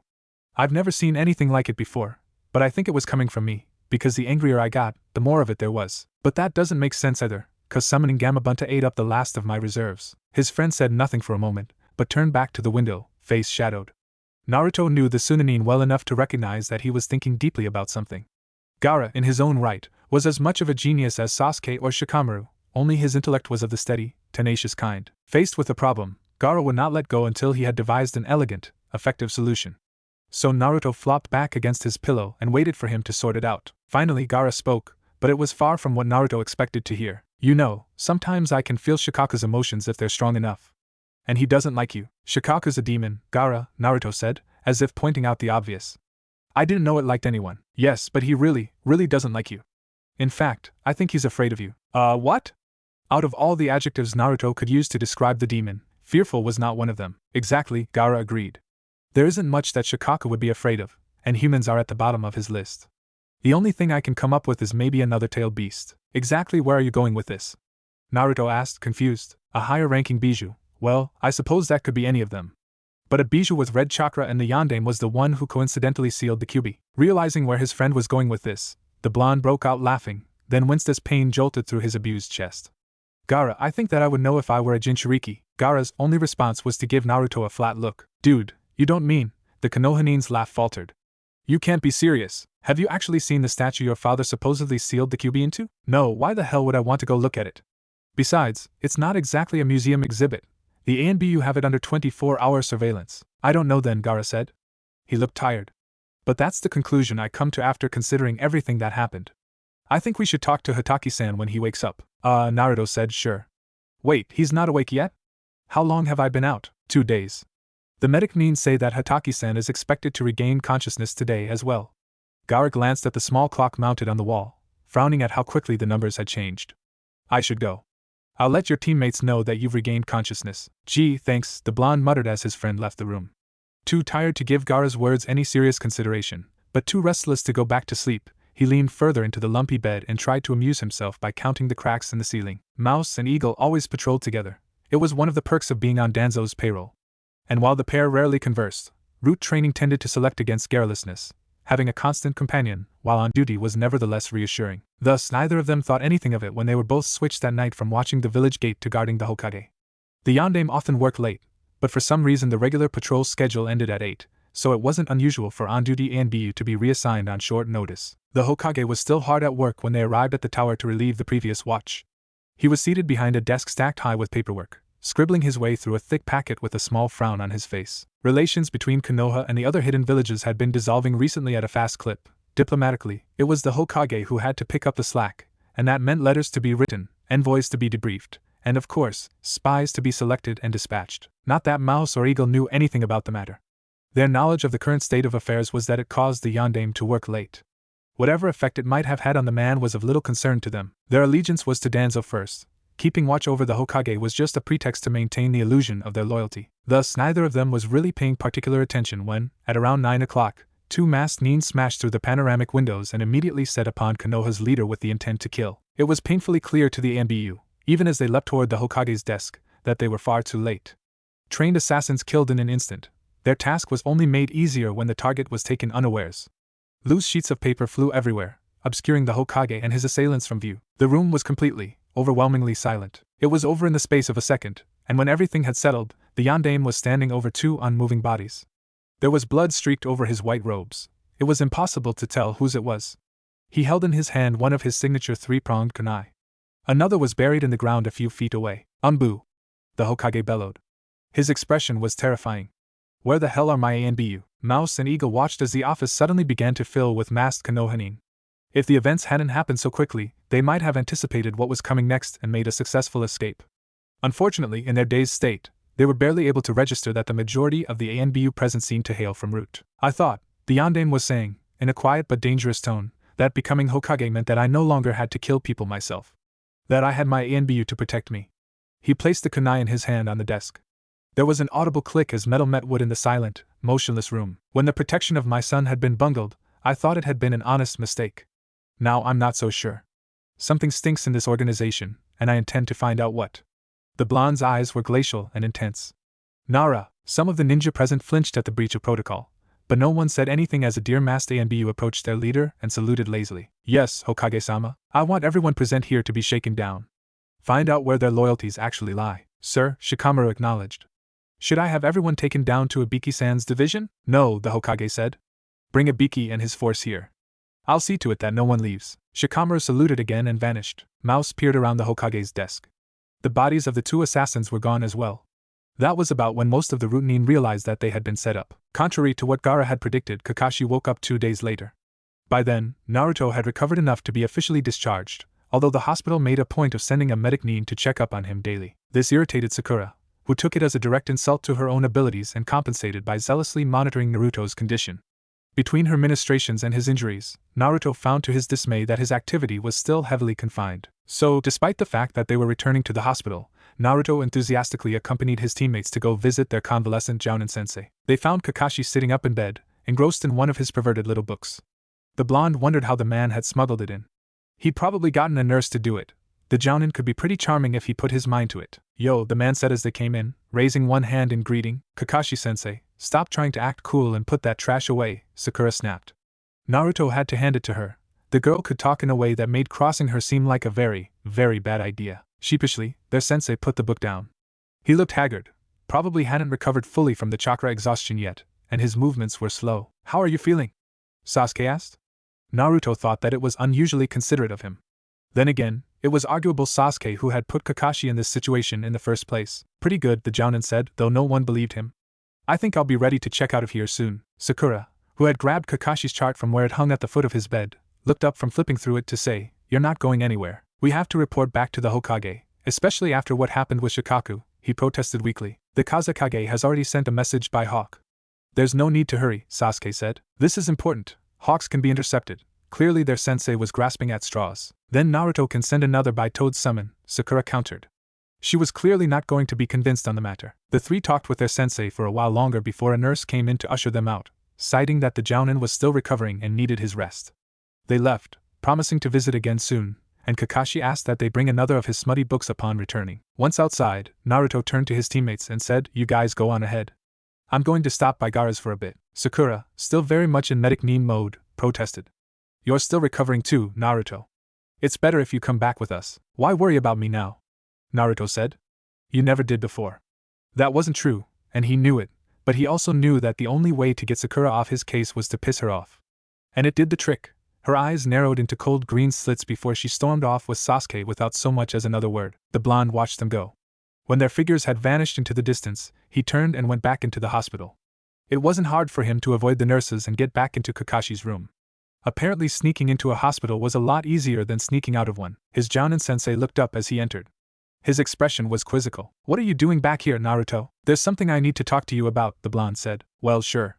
"What is it?" "It's about the QB attack." Kakashi's visible eye widened in surprise. "I don't think I can talk to you about that. You know that it's forbidden." "It's not like the rule isn't broken all the time already," Naruto pointed out. His voice a little too casual, and it set off alarm bells in the Jounin's mind. "Besides, I've already heard the story. I just want to know what you in particular remember about that day." "Naruto, I'll make it worth your while," his student continued. "You look pretty miserable here. If you tell me, I'll get you out of here." Suddenly Kakashi's face became so hopeful that another would have mistook the expression for one of intense pain.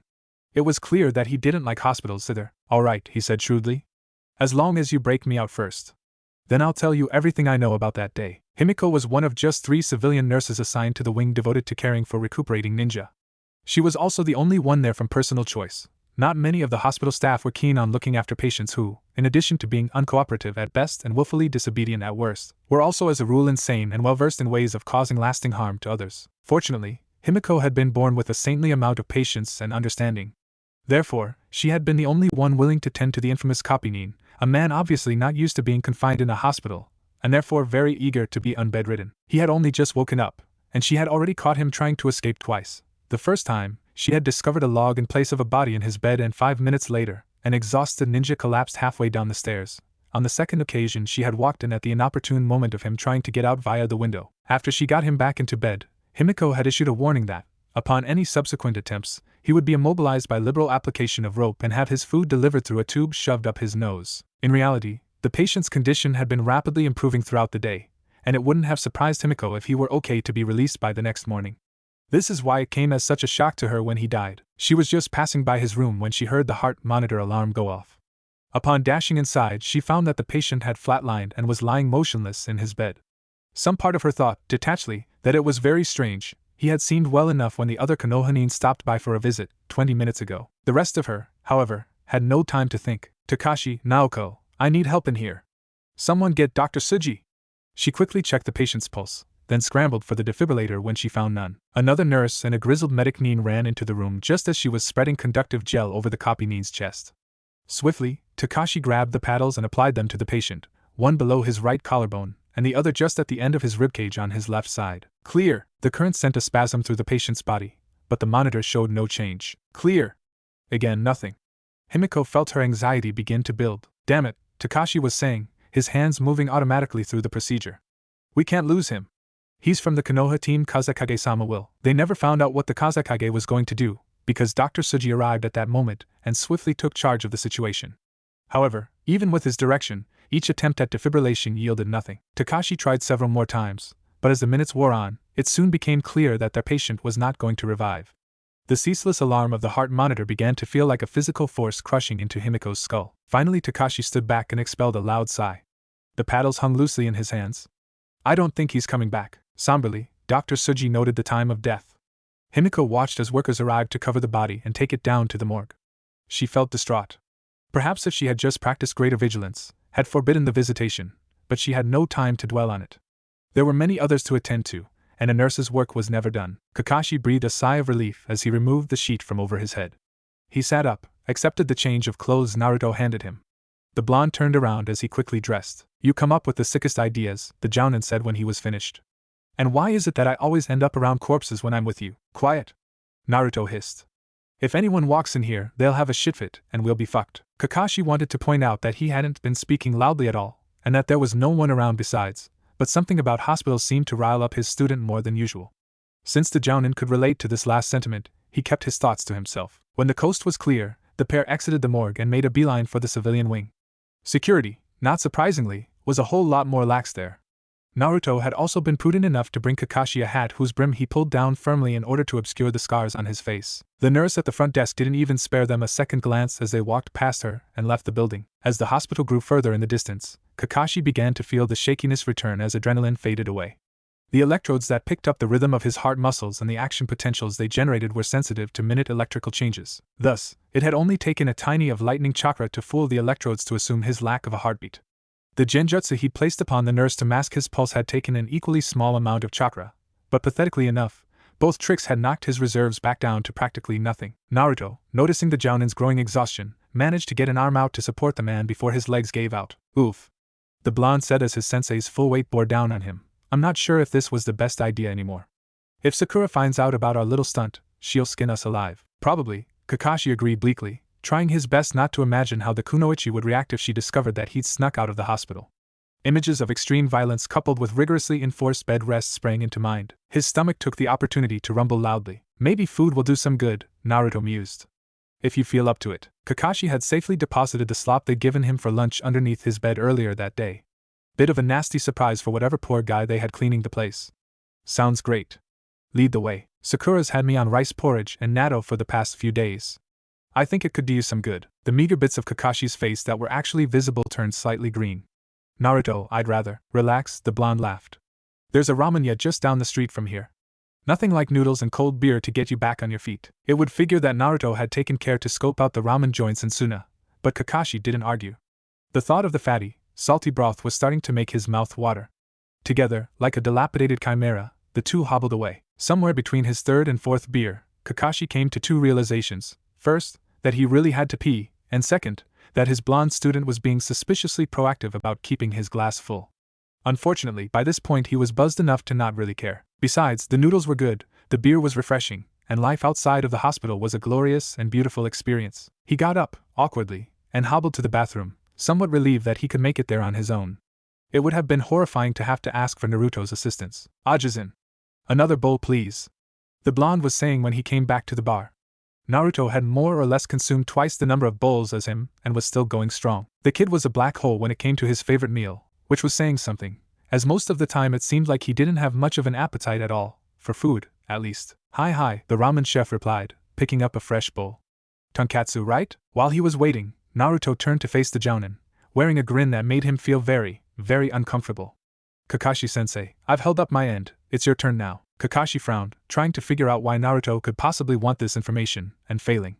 Some small thought prickled the back of his brain, something about the brief glimpse he'd had of the blonde's fight with Shikaku, but it was difficult to concentrate, and in a moment he'd forgotten about it anyway. Alright, he said finally, but I don't know why you want to hear it from me. Plus, I wasn't even there when your father defeated the Kyuubi, no one was. Just humor me, Naruto said, his tone all too blithe. Well, the Jounin said, and took another sip of his beer. When the Kyuubi appeared, the air around Konoha became thick with its heat.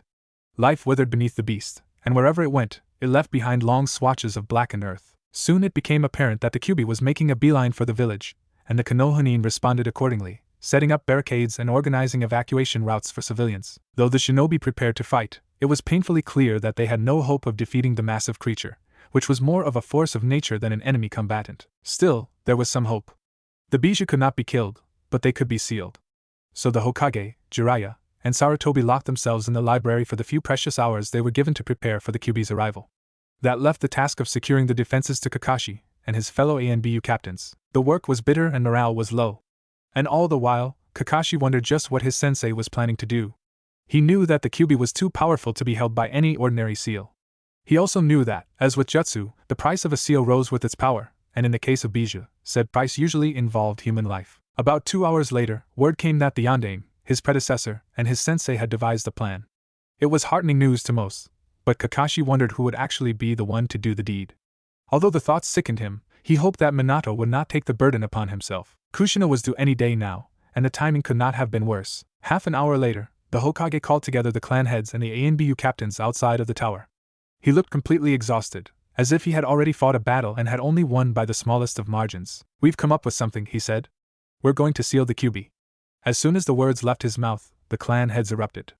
Kakashi inwardly shook his head at their inane questions. Could he actually do that? Wasn't there a better way? If it failed, then what? The Yondaime cut loudly through their voices. In Sunna, the Ichibi Shikaku was sealed into a tea kettle, so we're going to use a similar object. I will need volunteers to hold the Kyuubi off long enough for me to complete the sealing. We should be able to intercept it before it even reaches the village, but we need to leave now. Silence followed his words. Then, most of the ANBU stepped forward. Most of the clan heads did not. If Minato was disappointed, he didn't show it. Instead, he thanked them all, then excused himself in order to make further preparations with Jiraiya. As the Yondaime returned to the tower, the Sandaime took his place to give the volunteers instructions. Kakashi had never seen Sarutobi look so old and troubled. He could count every line age had pressed upon the man's features, brought into stark contrast by the early morning half-light. Sarutobi took out his pipe, filled it carefully, and lit it, slowly puffing away as he regarded the lot of them. Listen carefully, because I only have time to go over this once. Once he gets within range, it will take the Hokage 5 minutes to complete the sealing ritual. During this time, you have to keep the Kyuubi's attention.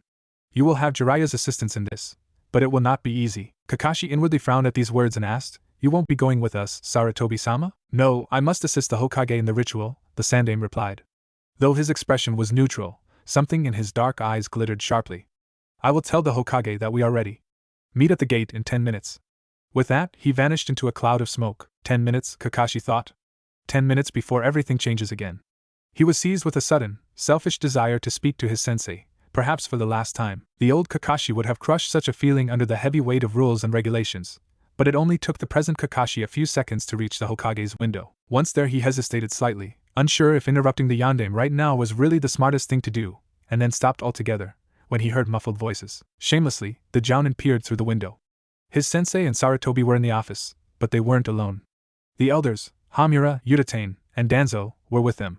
They were clearly arguing about something, but they spoke too quietly for him to hear. None of this really surprised Kakashi, who knew that, since day one of him taking office, the elders had made several strong suggestions to his sensei about his role as Hokage, all of which the Yondaime had blatantly ignored. The strange thing was that the Hokage stayed mostly silent throughout this exchange, and Sarutobi seemed to be the one doing the arguing. The Sandaime had always kept his old teammates' advice in consideration during his tenure in office, and often urged his successor to do the same.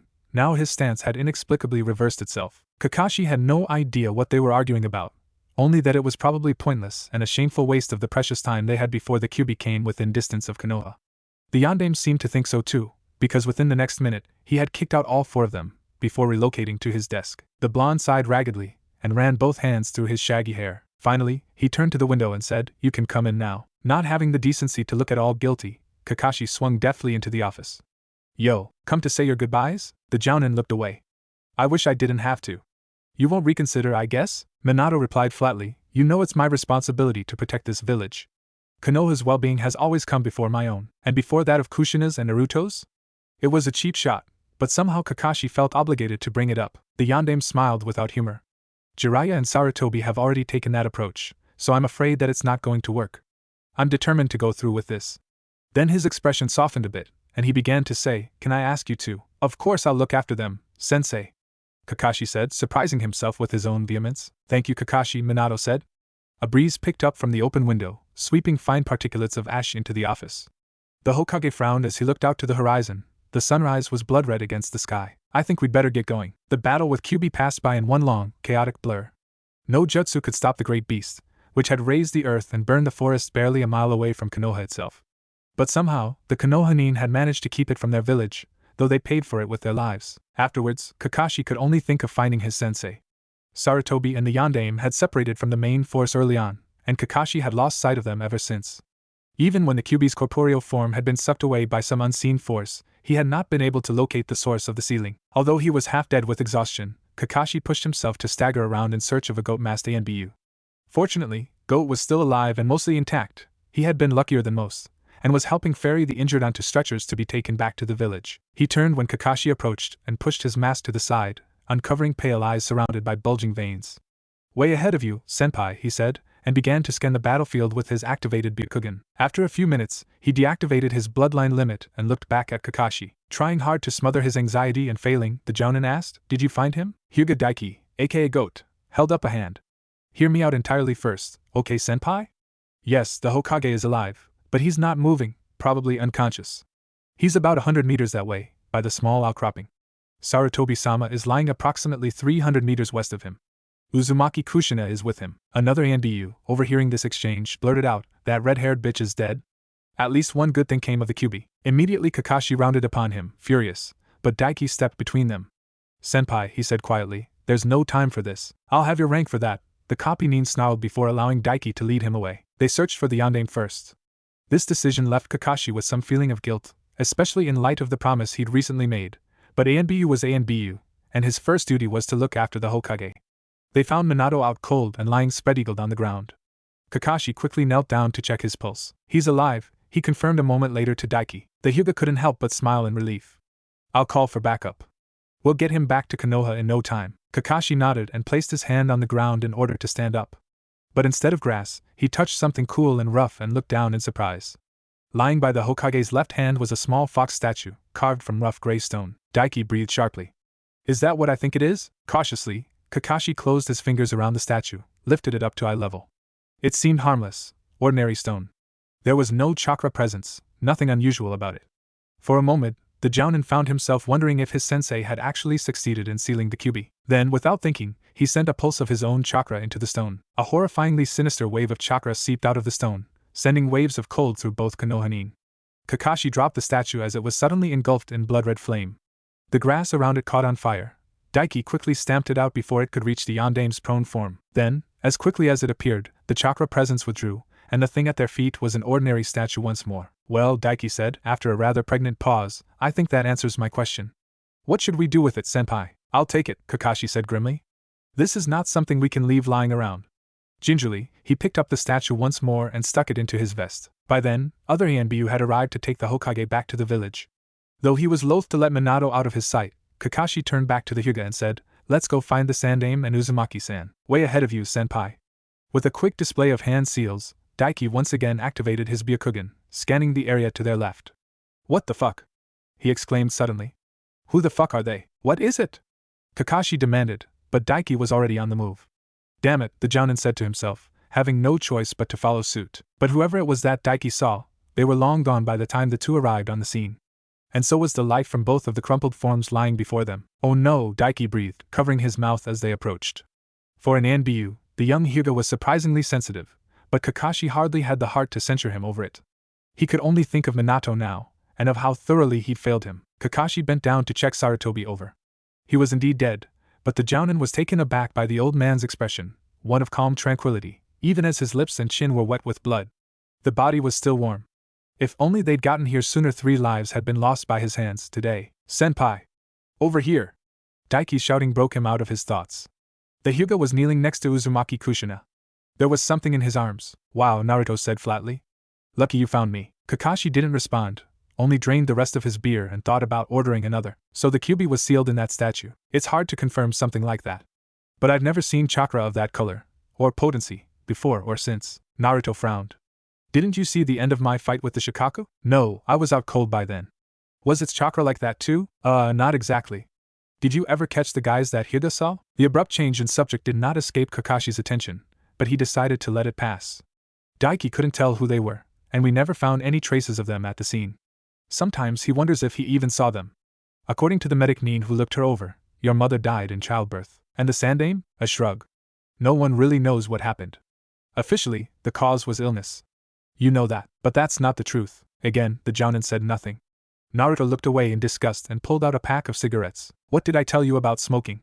Kakashi said, making a grab for them, but his strength was gone, and his student was too quick. Fuck, the Jounin swore in an uncharacteristic loss of his composure. If you suspect something, then stop around and spit it out. Naruto's eyes narrowed into blue slits. Don't tell me you haven't thought the same thing. The argument with the elders. Those people Daiki saw. The Sandame sealed the kyubi, and Danzo got there first, erased all evidence of it. And now he holds that over my goddamn father's head whenever the bastard finally decides to act like he's got a spine. Do not insult the Yandame in front of me. Kakashi roared, completely losing it and making the other patrons at the ramenya stare at him in surprise. Suddenly the Jounin felt overwhelmed and increasingly lightheaded, to the point where he thought he might faint. Naruto, he said, realizing too late, what did you put in my food? Your beer, actually, his student said, pulling out his wallet and setting a few bills on the counter. While you were in the bathroom. Sakura will be here any second now, so I'm booking. I don't know if she'll take you back to the hospital or not, but hey, at least the meal's on me. Later, Kakashi-sensei. The Jounin, his vision already darkening, didn't even manage to see his student leave before he passed out. Temari swore as she dropped her keys. Shifting the paper bag cradled in her left arm up a bit, she bent down and groped around for them, unable to see the ground thanks to the groceries she was carrying. By the time she had found them and somehow managed to get the right one into the lock, a steady stream of curses was flowing fluidly from her mouth. She was just in the middle of a particularly offensive series of portmanteaus, shitits, assfucker, etc., When the door opened and she stumbled inside to see Uchiha Sasuke and her little brother sitting across from each other at the kitchen table and staring at her, they had the same stare. It was like Gaara times 2, which almost made her drop the groceries. Then she remembered that she was Temari and scowled. "What the hell are you guys looking at?" Gaara turned back to their guest and shrugged, as if in apology. "My sister, HN, are all Uchihas this eloquent?" Temari said, rolling her eyes as she put the groceries away. "You guys want anything to drink?" "Made a pot of coffee already," Gaara said. "You can have some if you want." To no one's surprise, Sasuke ignored her entirely. Instead, he asked Gaara, "Why did you call me here? The man who attacked me recognized something about him." "Who is he?" Sasuke's lips thinned into a flat line. His eyes were hard as coals. "And why should I tell you?" "Well, this is awkward," Temari thought as she watched the scene. The coffee maker gave a little click to indicate that it was done brewing, so she took 2 mugs out of the cupboards and filled them, all the while keeping an eye on Sasuke. If the Uchiha made even the slightest motion of hostility toward Gaara, he would immediately find himself with a kunai up the ass, compliments of his wenchon. "I apologize if I'm imposing," Gaara replied placidly, "but it's proving difficult to recover my attacker's body. There was a slight setback when your Jounin-sensei had to send it to an alternate dimension in order to prevent you from using Amaterasu on my village." Sasuke's expression darkened. "Are you implying that it's my fault that—" "Yes," Gaara said, "I am implying that your lack of self-control has cost both of our villages important information. Now, we can either settle this diplomatically, or I can beat the answer out of you. Sharingan or no, I think you'll find it difficult to set sand on fire." The Uchiha made no response, so Temari took the opportunity to ask, "Milk, Gaara?" "Yes, please." "Thank you," her little brother said as she set the mug before him. "His said that his name was Deidara. He's a part of an organization called Akatsuki," Sasuke said suddenly.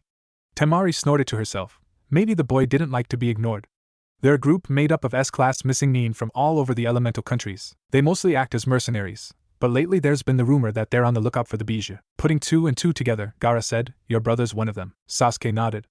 "I swore to kill that man, and I won't let anyone get in my way." "You said that they're looking for Bijou? Do you know what their intentions are?" Temari asked. "No. Like I said, it's just a rumor. Most of this information is from one of the Sannin. As far as I know, Deidara could have been acting on another village's orders and attack Gaara, who just happens to be the Jinchuriki of the Ichibi. That's too convenient to be a coincidence." "How many people are in this Akatsuki?" Gaara asked. "I don't know. But it seems like everyone in it has a partner." "Does that mean there's another one of them still in Sunna?" Temari said, alarmed. Gaara turned to the window. Outside, the streets bustled with activity, as the villagers made repairs to the homes Shikaku had destroyed. "If he's out there," the Kazekage said, surprising the others with his vehemence, "then I'll find him." It was 3 o'clock in the afternoon, and Naruto was sitting by himself at the bar of an abandoned pub somewhere in Sunna's market district. The bartender, apparently unused to cerebral activity, much less serving customers, so early in the day, had poured him a pint, grunted something unintelligible, and retreated to a corner to read a skin mag. That suited the blonde fine. Talking with Kakashi had put him in a strange mood, being taken back to the day of his birth, to his mother's death and the Kyuubi ceiling, and of course the unsatisfying fact that the whole story raised more questions than it answered. There were too many inconsistencies, too many troubling details, but after so many years Naruto knew at least enough of his own mind to realize that he couldn't be the one to pick the facts apart to find the answers. So instead, he ordered another beer and tried to think of nothing. The bartender gave him a bit of a sour look as he put a fresh glass up to the tap. Clearly, he had been hoping that his only customer would leave after his first drink. "What the hell are you running a bar for if you don't want to serve anyone?" The blonde thought in disgust as the barkeep slid his drink to him before returning to his porn. He was suddenly reminded of a certain Sannin, and not in a good way. He took a few sips and tried to not make a face. Sunna was a great place in many ways, but its beer sucked. All the beer they served was of the light variety, which in itself he didn't have a problem with, but everything he tried had tasted funny, like it had a weird tang to it. This one was no exception, but he downed it anyway without complaining. The bartender seemed like he was itching for an excuse to throw him out. The bell on the door jangled as someone else entered. Naruto didn't even bother to look up. He had no desire to see some other poor bastard who, like him, had been driven to alcoholism in the afternoon on a weekday. To his surprise, Gaara sat down next to him and ordered a glass of the same crappy beer. Naruto stared at his friend. "What the fuck are you doing here?" he asked eloquently. "Don't you have a village to run?" It didn't surprise him that Gaara had somehow ditched his guards, but he thought that the redhead was more responsible than that. The Kazekage fixed him with a cool look. "I was trying to find you, of course." Turning to the bartender, he asked, "Do you have any hot sauce?" "Trying to find me? Do you need something?" the blonde began to say, but interrupted himself when he saw what the redhead was doing. "What the fuck is wrong with you? Man, that's so gross." Gaara swirled his glass around to mix in the liberal amount of hot sauce he just added to his beer. "Try some. It's good." "Are you insane?" the Konoha nin exclaimed, staring at the drink, which by now had turned a lurid orange. On the other hand, it wasn't so bad of a color, so maybe it wouldn't taste terrible either. He picked up the glass and gingerly took a sip. Then, eyes widening and, hardly believing himself, he took another. And another. Fuck. It's actually good. So that's how you guys managed to keep this shit down. It's a Sunna specialty, Gaara said with an amused smile. Doubtlessly you've noticed that our beer has a unique character. Naruto snorted. So why were you looking for me? I'm guessing it wasn't to show me how to make your beer drinkable, though I appreciate it, by the way. I wanted to ask your help with something, the Kazekage admitted. Sure. What is it? I was talking to your teammate, the Uchiha. He recognized my attacker from the other day, so I asked him about it. He said that the man was a member of a secret organization known as Akatsuki. Akatsuki, Naruto repeated, then frowned. Where have I heard that name before? Jiraiya of the Sannin tries to keep an eye on their activities, or so I hear. That's right, Akatsuki is the group Itachi joined after he massacred his clan. I remember hearing that he killed Orochimaru for the position. The blonde fumbled through his pockets and pulled out a pack of cigarettes. I also remember hearing that they were interested in the bijou. Is that why that guy went after you? I'm not sure, Gaara admitted. It's too much a coincidence to ignore, but it seemed like his goal was to cause a disaster in the village. While the first diplomatic mission from Konoha to arrive since your appointment as Kazekage was present in Sunna.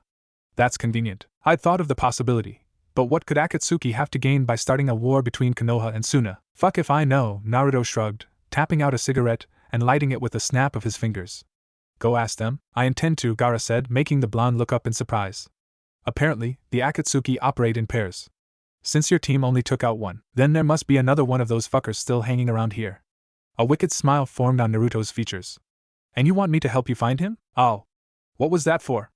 Kakashi exclaimed, rubbing the spot on his arm where Sakura had poked him with a kunai. He was in bed, albeit back at Team 7's temporary apartment, and not at the hospital. Just making sure you're not a clone, the Kunoichi replied calmly. Even though so far the Jounin had not attempted to escape, his student was hardly going to overlook the possibility. Here, drink this. She handed her sensei a steaming cup of foul-smelling liquid. Kakashi took one sniff and scowled through his mask. I don't want it. It'll help with the chakra exhaustion, Sakura explained patiently, as if to a small and petulant child. Drink it. It smells like wet socks, the Jounin protested. I don't want it. That's too bad, his student replied heartlessly, turning away and pretending to leave. I guess you'll just have to stay in bed for the next week then. Some muscle in Kakashi's face spasmed as he considered the prospect of 7 more days of forced inactivity. Holding his breath, he drank the tea in one swift gulp, then made the appropriate gagging noises until Sakura brought him a glass of water, which he downed just as quickly. Now rest, the Kunoichi told him, taking the glass away and setting it on the bedside table. If you're good, you may be recovered by tomorrow. She fixed him with a stern glare, as if reminding him of his past transgressions. The Jounin sank pathetically back under his sheets. Can I have my books back now? He asked in a small voice. No. Sasuke looked up from the scroll he was reading as Sakura came out into the kitchen, shutting the bedroom door behind her. How is he? His teammate rolled her eyes. Acting like a 4-year-old, of course, HN. It was the closest thing the Uchiha got to chuckling. So what did Gaara want to talk to you about? Sakura asked, sitting down at the table. Akatsuki, he replied neutrally. What about them? The Kunoichi asked slowly, trying to get a feel for her teammate's mood. She knew that the subject was a touchy one with him. He asked what I knew. I told him. Did he say anything about you using the Mangekyo Sharingan? Sasuke's expression darkened. Are you going to start on me too? Sakura twisted her hands together in her lap, but she was familiar with the Uchiha's habits and did not back down. Sasuke, it was really dangerous. You could have killed a lot of innocent people, and Kakashi-sensei had to put himself in the hospital to stop you. I knew what I was doing, he grit out through clenched teeth. The man had information that I needed. It has nothing to do with you, or Gaara, or Kakashi. Like hell it doesn't, Sakura replied, her eyes flashing in anger. Her sudden vehemence made Sasuke flinch back, although only for a moment. You don't live in a vacuum, you idiot. Your actions affect other people. For God's sake, we're supposed to be a team. The last sentence did the trick of setting him off. A team? Sasuke snarled. I tried that, remember? We both did, and look where it got us. Sakura's expression hardened. Even now, he couldn't let it go. This isn't about Naruto. Her teammate said nothing. Sasuke, you got what you wanted from him, remember? It's not like your eyes are going to change back if you try to move on. The Uchiha glared at her. I don't forgive traitors, he said coldly, with a finality that indicated their conversation was over. He made a point of ignoring her as he returned to reading his scroll. The afternoon sun beat down on the wind-cracked rooftops of Sunna, sending up lazy shimmers of heat. Despite this, the villagers went on with their lives, shaded by the buildings that lined intentionally narrow streets. The same buildings prevented most of them from noticing the 2 figures situated on top of one of the taller apartment complexes, clad in the traditional sand-colored cloaks of Sunnanin, and surveying the people below them like circling hawks. Naruto was seated, lotus style, with his eyes closed. The heat from the sun was unbearable, and the hot roof made it feel like his ass was going to burn off, but somehow he managed to ignore it enough to access the desert's natural chakra. Not that it made him feel any cooler, with the dry heat now burning through his chakra coils. Next to him, Gaara was annoyingly composed. The bastard wasn't even sweating. 31 Jounin level signatures, the blonde said finally, relaxing his position and wiping the perspiration from his face. Slitted amber eyes regarded the Kazekage. You know, there are probably better ways to do this. I'm not exactly a chakra sensing type. Gaara ignored him. Did any of them feel strange? What the hell is that supposed to mean? All chakra is strange, alright. How many high Jounin? Naruto groaned. Damn it, I'm running out of natural chakra here. Can't you just summon the old toad and have him collect it for you? Gaara asked, raising an eyebrow. The blonde rubbed the back of his neck sheepishly. Actually, I kinda pissed him off, along with most of the other toad summons. Surprise, surprise, the Kazekage muttered, feeling a headache coming on. Naruto ignored him and closed his eyes again. Okay, there's Temari found Kakashi, some dude I don't recognize with some genin. Whoa, wait. What is it? Could be nothing, the blonde shrugged. It's just that his chakra feels I don't know how to describe it. Gaara gave his friend a flat stare. Strange, the blonde scowled. Sometimes I really hate you. His body seemed to tense as he flung his senses out as far as they would reach. Okay, got him. He's at the edge of the village, near the main gate. His friend walked up to the edge of the roof and held out a hand. Sand streamed up to create a floating platform, which he stepped onto. Meanwhile, Naruto was just standing up, wondering how burned his ass was going to be. He didn't get a chance to contemplate for too long, however, as a thin coil of sand whipped around his leg, lifting him bodily from the roof and onto the platform before Gaara and his sand sped through the village. The Kazekage set them down on top of the wall a few hundred feet away from Sunna's tiered gates. As soon as he did so, Naruto toppled back gratefully against the rock. Even though he was a wind user, he did not enjoy flying in Gaara's moving sand trap. Gaara nudged him with his foot. Can you find him? Give me a minute, you sadist, the blonde muttered, sitting back up with a groan. He crossed his legs and placed his hands together, focusing his breathing until he stood on the cusp between living and dead. Slowly, as the warmth of natural chakra flowed into him, he reached out, searching for the presence he had felt earlier, a Jounin-level ninja with an incomplete chakra signature, as if part of him were missing, or smothered. Where are you, you elusive bastard? There we go, Gaara, he's headed out of the village. They dashed to the gates, where a Sunanin wearing the traditional sand-colored cloak was handing his documents to a guard. That's Yura, Gaara said, recognizing him. He's a member of my council. Well, whoever he is, there's something off about him, Naruto retorted, the feeling of wrongness about the man becoming stronger as they neared him. I'm sure of it, now that we're closer. Naruto, he's been loyal to Sunna since before I was born. The Konoha nin shrugged. Can't hurt to follow him. Gaara made a noise of irritation, but did not disagree. Under cover of sand, the two breached the canyon walls that surrounded the village and proceeded into the open desert. Yura moved at a hurried pace across the sand, but they were able to catch up easily enough. However, the council member's cloak made him difficult to track, and once or twice Naruto had to tap back into sage mode to find him again. Sunna was quickly vanishing into the distance thanks to the clip at which they were going, but their quarry made no indication of stopping or even slowing down. Finally, after about 15 minutes of this, the pair decided to hang back and observe, with Gaara being unwilling to stray too far from his village. Damn it, where the fuck is he going? Did you send him out on a mission? Naruto said, watching the dot that was Yura shrink into the distance. Council members don't take mission. I thought he might have a personal errand to one of the smaller towns, but he's headed for the middle of nowhere, Gaara replied, clearly annoyed. We're on a wild goose chase. Yeah, Naruto agreed, looking around at the endless, lifeless expanse of desert. Either that, or it's some kind of elaborate trap. The pair looked at each other, horrified that they hadn't considered the possibility sooner. Immediately Gaara clenched his hands together, bringing the sand around them to form a protective sphere. It was just in time too, because something bit deeply into the walls of the sphere, sending tremors along the inside of their temporary shield. Fuck! Naruto exclaimed unhelpfully. What the fuck is? The force impacted again, and where it hit, the sand rippled and crumbled away to reveal the harsh light of the desert. It feels like the chakra is being drained out of my sand, Gaara remarked, far too calmly, as he used both hands in a struggle to close up the hole. Ready yourself, Naruto. I can't hold this together for much longer. A third impact, and Gaara's barrier crumbled away into pieces, only to reveal an array of Naruto clones. Between them they held a whirling, shrieking disk of chakra, which they immediately hurled at. Hashigaki Kisame brought Samahata up in one swift movement and sliced through the Raisin Shuriken. Despite the sword's chakra-eating abilities, the elemental jutsu exploded into a wild cyclone upon being sliced in half, blowing up vicious amounts of sand. Shit! The missing nin exclaimed, shielding his face with his weapon to prevent it from being eroded away. A flutter of robes indicated that Itachi had joined his side. They are escaping, the Uchiha pointed out calmly, not the least bit helpful. I knew we couldn't depend on that puppet bastard, Kisame growled. Lure them out, my ass? How the fuck are we supposed to find them again in this? Itachi stared out into the desert. I will find them, he said.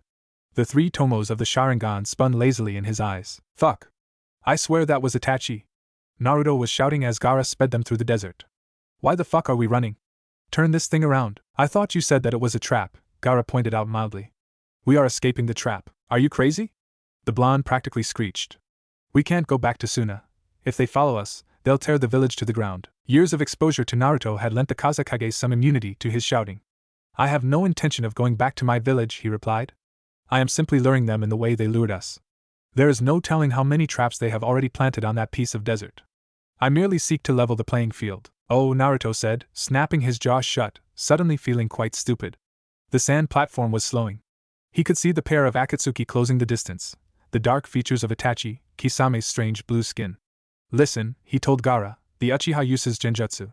Don't ever look into his eyes. I don't know what his intentions are, but if he catches you with his Sharingan, then it's all over. Noted, his friend said. Here they come. Chio picked through the crate of persimmons with a frown on her wrinkled face. None of the fruit the vendor was selling seemed to be very ripe. Deciding to forego them this time, she turned her attention to the display of vegetables. There was a rustle of cloth as someone passed behind her. The old lady's grocery bag dropped from nerveless fingers. Sasori, what do you want from us? In a bare stretch of desert, 2 pairs of shinobi faced each other. One was clad in the earth-colored cloaks of Sunna, the other wore black robes embellished with red clouds. They stood some 50 feet apart like reflections in a strange mirror, the setting sun painting their shadows long and dark across the sand. Kisame reached behind his back from Samahata's scaled hilt. His face bore a harsh rictus lined with jagged teeth in response to the Kazekage's question. We're here for the Ichibi and the Kyubi. Gaara! Naruto exclaimed, glancing at his friend in mock surprise. You never told me you were the Jibi container. Cease this foolishness, Naruto, Itachi said tonelessly. Haven't you discovered the truth yet? That I'm a Jinchukiri? It might be possible, if the Kyubi weren't already fucking sealed somewhere else. Naruto snarled. A strange pressure grew in his head as he ignored his own words and stared the Uchiha down. Suddenly, everything from the past few days was bearing down on him, and he was sick of talking, sick of the implications that had been tossed around and lay rattling in his brain. Some primal part of him screamed for the need of violence to expel it all. It was a stupid idea. He would have had a much better chance against Kisame, but the blonde closed the space between himself and Itachi in less than a second.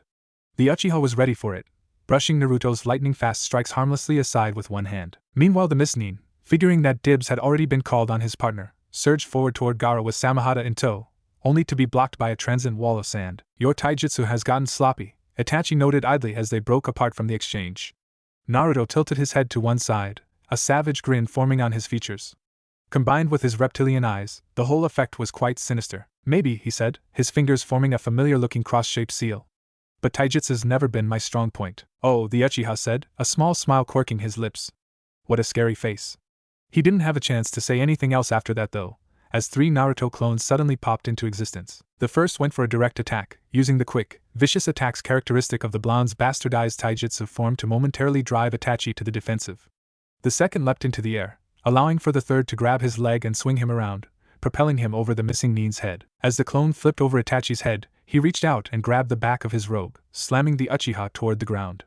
Itachi allowed the downward momentum to carry him as he flipped onto his hands, his legs arcing up to kick the first clone. The moment his foot made contact, the second clone let the kunai in his hands fly. Itachi, caught mid-stride, was unable to twist out of the way, and the attack caught him full on. The exploding tags attached to the kunai detonated, and in the resulting smoke and sand the missing Nin's figure dissolved into a flock of crows. Before the corvids even had a chance to get airborne, a raisin shuriken sliced through the dust and towards the real Itachi. It was only due to the Sharingan that the Uchiha was able to dodge in time. When the air had cleared, the 2 combatants stood facing each other once more. I didn't expect you to catch on to the clones so quickly, Itachi said. The entire left side of his robe had been torn away by Naruto's attack and lay in tatters of red and black. Calmly, the missing Nin reached up with one hand to undo the front of the robe and removed it from his shoulders, letting the wind carry it away. Now exposed, it was clear that his person had also not escaped unscathed. His left arm was bloody from the shoulder down. The blonde stared hard at his opponent. Sending Kage Bunshin out at the start of battle to scope out your opponent. You taught me that, didn't you? Itachi said nothing. He took a step back with his left foot and held out the opposite hand, palm facing upwards and fingers quirked toward himself, the classic signal for come and get it. What followed was a display of ninjutsu that lit up the desert in primitive fireworks. Both combatants shared an affinity for fire, and since Naruto wasn't going to try his standard repertoire of wind jutsu against its opposing element, and there was no water around for Itachi to draw on, so it was katan techniques that the two fell back on. In retrospect, Naruto realized that he should have paid more attention to the old adage warning against fighting fire with fire, because apparently doing so caused explosions. Large ones, which was unfortunate, because they threw great plumes of sand into the air, obscuring everything to the point where the blonde couldn't even see his own hand held in front of his face. Of course, Itachi felt none of this disadvantage, thanks to his magical all-knowing Uchiha dojutsu, but Naruto could fight blind. He had done it before. Keeping his eyes open in this kind of situation was only going to distract him, so he closed them and stood still. There wasn't enough time to restore his sage chakra, but with what was left of it he could cast out his senses and locate Itachi. The Uchiha came up from behind him, lightning fast, releasing a jet of fireballs. Naruto twisted around and countered with his own katan technique, belatedly realizing that Itachi had hidden kunai in the flames. He managed to dodge most of them, but one caught him in the shoulder, lodging itself into the muscle there. The blonde reached up to pull it out. His hand touched paper. The exploding tag detonated immediately, and only Naruto's quick reflexes saved him from being blown apart, allowing him to cast the kunai away at the last second. Even so, the force of the explosion threw him back against the desert like a rag doll, cracking his head solidly against the ground. Dizzily, the blonde forced himself upright. He felt the last of his sage chakra leave him, and with its departure came the nausea and pain from his head injury. There was no time to think about it. Itachi had wasted no time following up his initial attack, and sensing the movement through the sand-clouded air, Naruto whirled around just in time to roll away from a snaking dragon of fire. Itachi rematerialized before him, blue flame licking up his arm as he struck at the blonde with what appeared to be a katan-based version of the Chidori. Naruto dodged to the side and blocked the next strike with a kunai, but the weapon immediately began to melt from the heat of the fire, and the skin of his hand began to blister. He sidestepped and simultaneously dropped the weight from behind the blade, hoping to catch his opponent off balance, but Itachi simply redirected his momentum to plant one hand on the ground and sweep Naruto's legs out from under him. The blonde fell back, and before he could regain his footing, a hand gripped his neck and slammed him bodily into the ground. Itachi stood above him, staring down dispassionately. "I'm disappointed in you," he said. "Fuck you," Naruto bit back. Itachi squeezed gently, and stars began to appear in the blonde's vision. "Answer my question. Have you discovered the truth yet?" "The truth about what, you sick fuck?" Naruto practically screamed, frustrated by the missing Nin's continuous cryptic questioning. Answering his anger, the wind pulsed around him, and Itachi had to hold up his other arm to his face to prevent it from being shredded. Blood splattered into the air, but the Uchiha did not let go. "Hasn't your time en route taught you anything?" Itachi asked, looking straight at the blonde as his eyes bled into the Mangekyo Sharingan. "My name is Danzo," the one-eyed man said. "I'll be training you from now on." "But my dad said that he'd train me," Naruto protested, looking up at the stone-like countenance of his visitor. "He said I could enter the academy once I turned 8. And you still can, Naruto-kun," the one-eyed man assured him. The small child flinched back at being addressed so personally, feeling like a trapped animal. "However, your father is a very busy man, so he sent me to teach you in his place." Naruto didn't like anything about the man in front of him. He didn't like the way his words sounded. It was as if he had been taken from outside and suddenly put into a small room, and now someone was slowly shutting the door on him. But his father had taught him about responsibility and duty, so he nodded at Danzo and followed him out. "Please," Naruto begged, trying to shut out the sound of his own voice screaming at him. "Please, just let him go. I won't do it again, I promise." The masked Routine gave no response, only picked up the iron brand from where it lay smothered in glowing coals. He then turned to Naruto's Kage Bunshin, bound by seals that would not allow it to vanish, and applied the brand to the clone's side, eliciting fresh cries of anguish. When they finally allowed the clone to dispel, Naruto almost passed out from the pain. He retched until nothing came up anymore, then fell unconscious in a pathetic little heap in the root prison. As he came to, he noticed Danzo standing before him, staring at him in contempt. "Ninja of Konoha do not reveal S-class secrets," the scarred veteran said. "Not even to their own family." His mind was filled with heat and fire.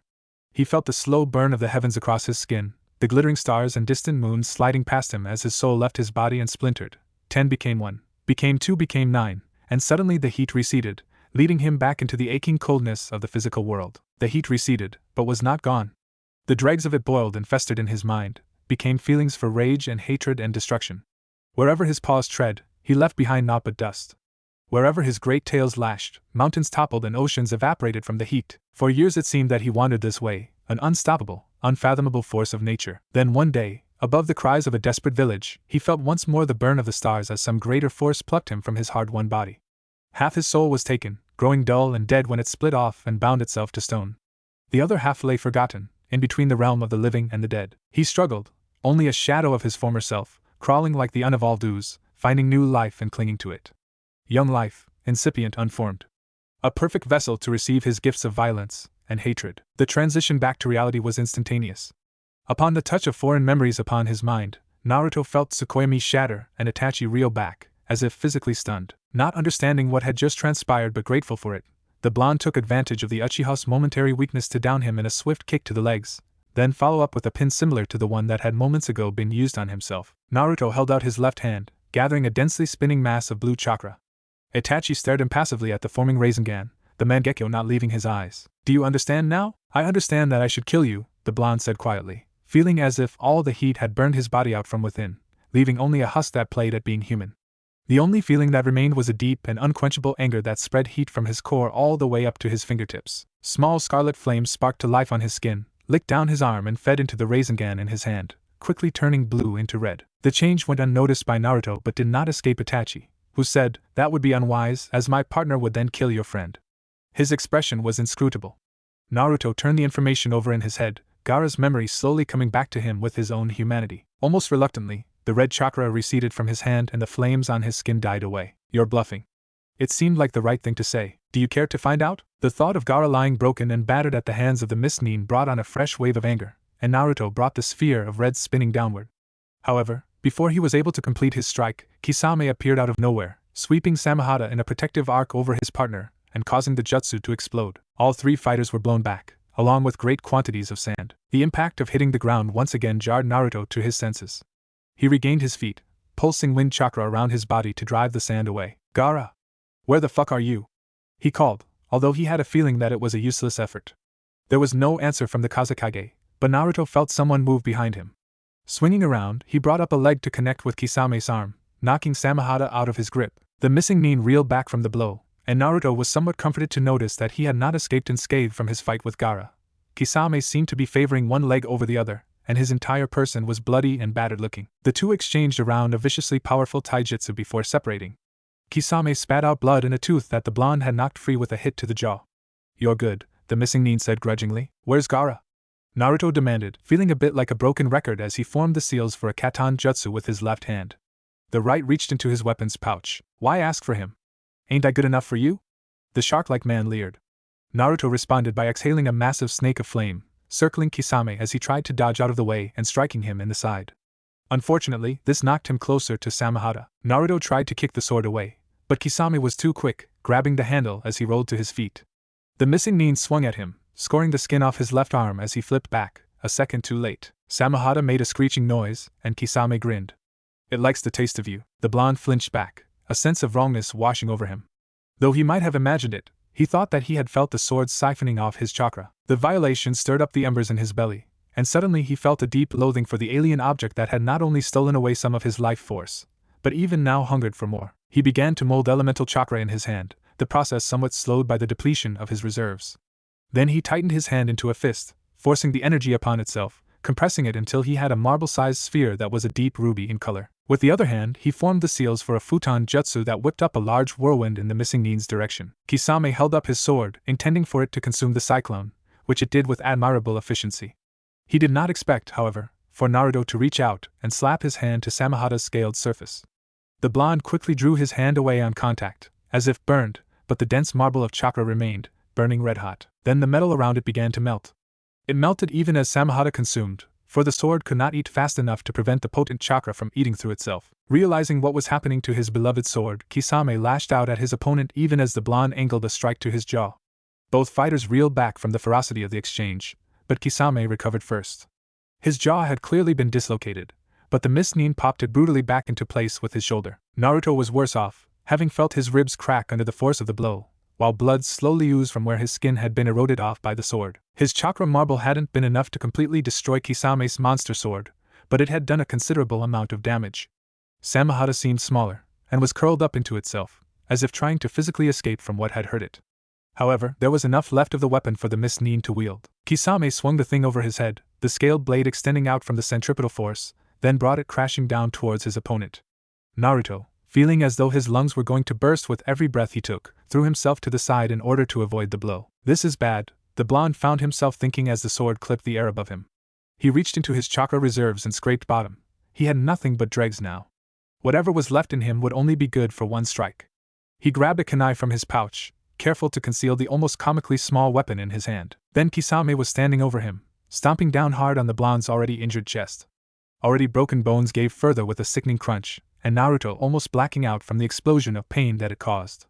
He barely clung on to the waking world as the missing nin raised Samehada up like an executioner's axe for the final blow. Almost detachedly, the blonde noted that nearly a third of the sword had melted away and that any edge it might have once held was clearly gone. For an insane moment he wondered if Kisame planned to bludgeon him to death with the thing. There was no time to dwell on the matter. Naruto channeled the last of his chakra through the kunai in his hand. The weapon had not been made for such purposes, and the metal began to vibrate violently from the sudden infusion of wind chakra. Hardly noticing how the weapon was shredding his own hand, he fed it chakra until he had none left, then let it fly. It caught his opponent completely by surprise. The kunai flew true, slicing cleanly through Kisame's arm, just above the elbow, a clean, perfect cut. The severed appendage dropped to the ground, spurting blood.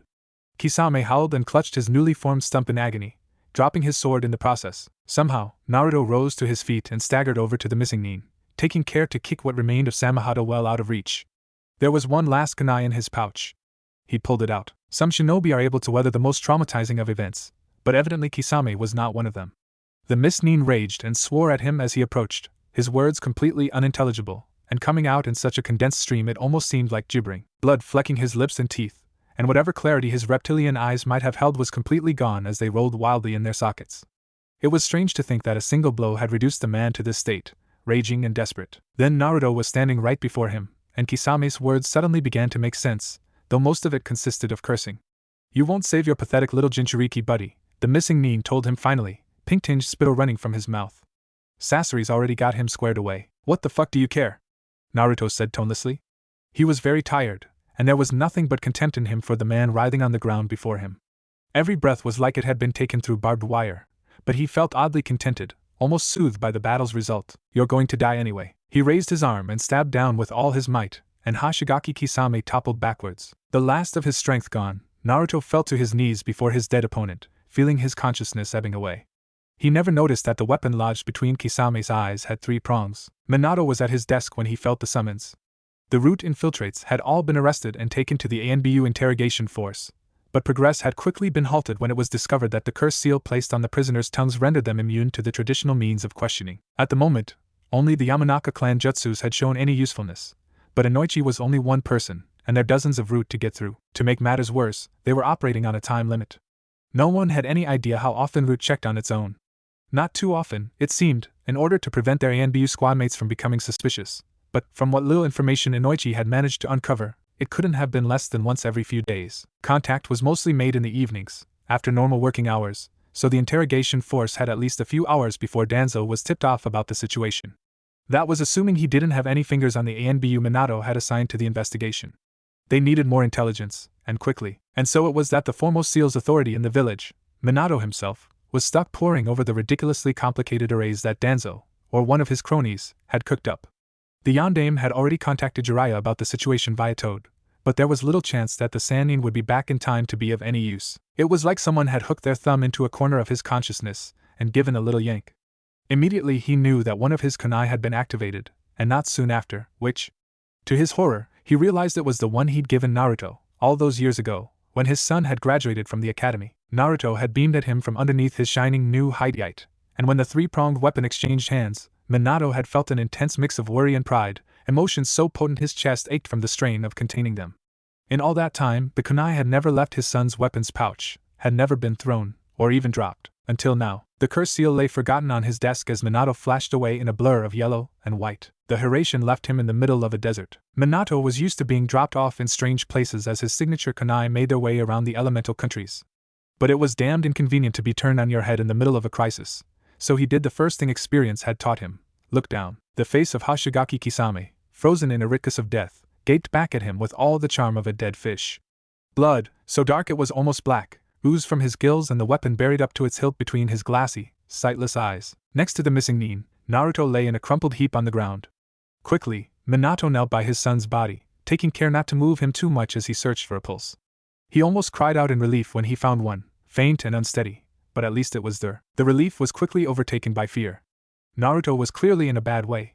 From what the Yondaime could see, his entire side was covered in blood, and he was breathing in a shallow way that couldn't have been healthy. But Minato had no medical training whatsoever. Hell, he didn't even know how to give CPR, and he would probably do more harm than good if he tried to help his son. He also had no idea where the hell they were. Given the climate, probably not far from Sunna, but there was no telling which way the city was. "Come on, Minato, think," he said out loud, tugging at his hair with one hand. He could haration back to Konoha, but there was no way they would reach Naruto in time. If only there were another Kakashi! He exclaimed, suddenly remembering that his one-time student also happened to possess one of his special kunai. After the mission resulting in Obito's death, the Jounin had asked him to keep it as a reminder of the lessons concerning friendship and teamwork he'd learned that day. It only took Minato to locate it, mentally, and suddenly, he knew where he was. Kakashi almost leapt out of his bed in shock when the yondaime appeared. Belatedly, the Jounin recalled that he kept one of his former sensei's weapons in his utility pouch, which was slung over the back of a chair by the bed. He was just about to come up with a bizarre and inappropriate greeting when he caught a glimpse of Minato's face and instantly snapped to attention. "Sensei, what's wrong?" "It's Naruto." Briefly, the older blonde outlined the situation, leaving out the details in interest of time. "My clone is with him, but he needs a medic." "Where's Sakura?" "She and Sasuke left to get dinner. They would never find her in time. There were 7 restaurants on this block alone." Kakashi pulled himself out of bed. A wave of dizziness hit him in his hastiness to stand up. He steadied himself against the bedpost, legs almost buckling from under him, and waited for it to pass. He didn't feel particularly better or worse than before, but ruminations over his recovery could wait. "I'll go to the hospital. Tell them to send medics out to meet us at the gate." He was already wrenching open the window as he spoke. 10 minutes later, the 2 Konoha were speeding back out into the desert with 3 medics in tow.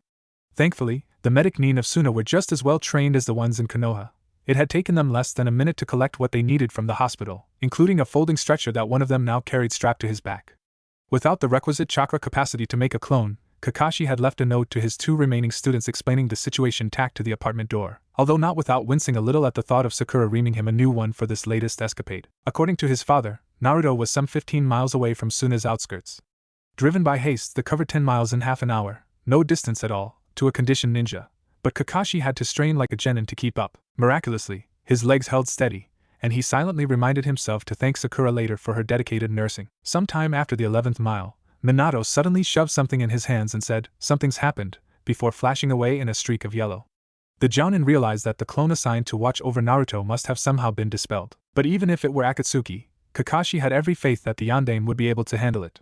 He slipped the 3-pronged weapon into his vest and doubled his pace. Itachi might have been the sort of prodigy that appeared once in a generation, but Namake's Minato was arguably the most talented ninja the Leaf had ever produced.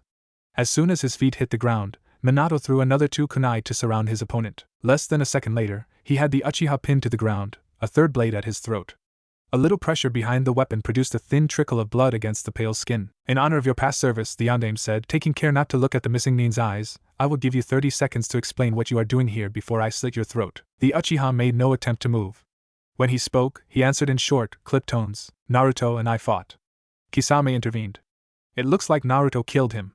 He paused, and Minato made no hesitation to dig the blade in a little deeper.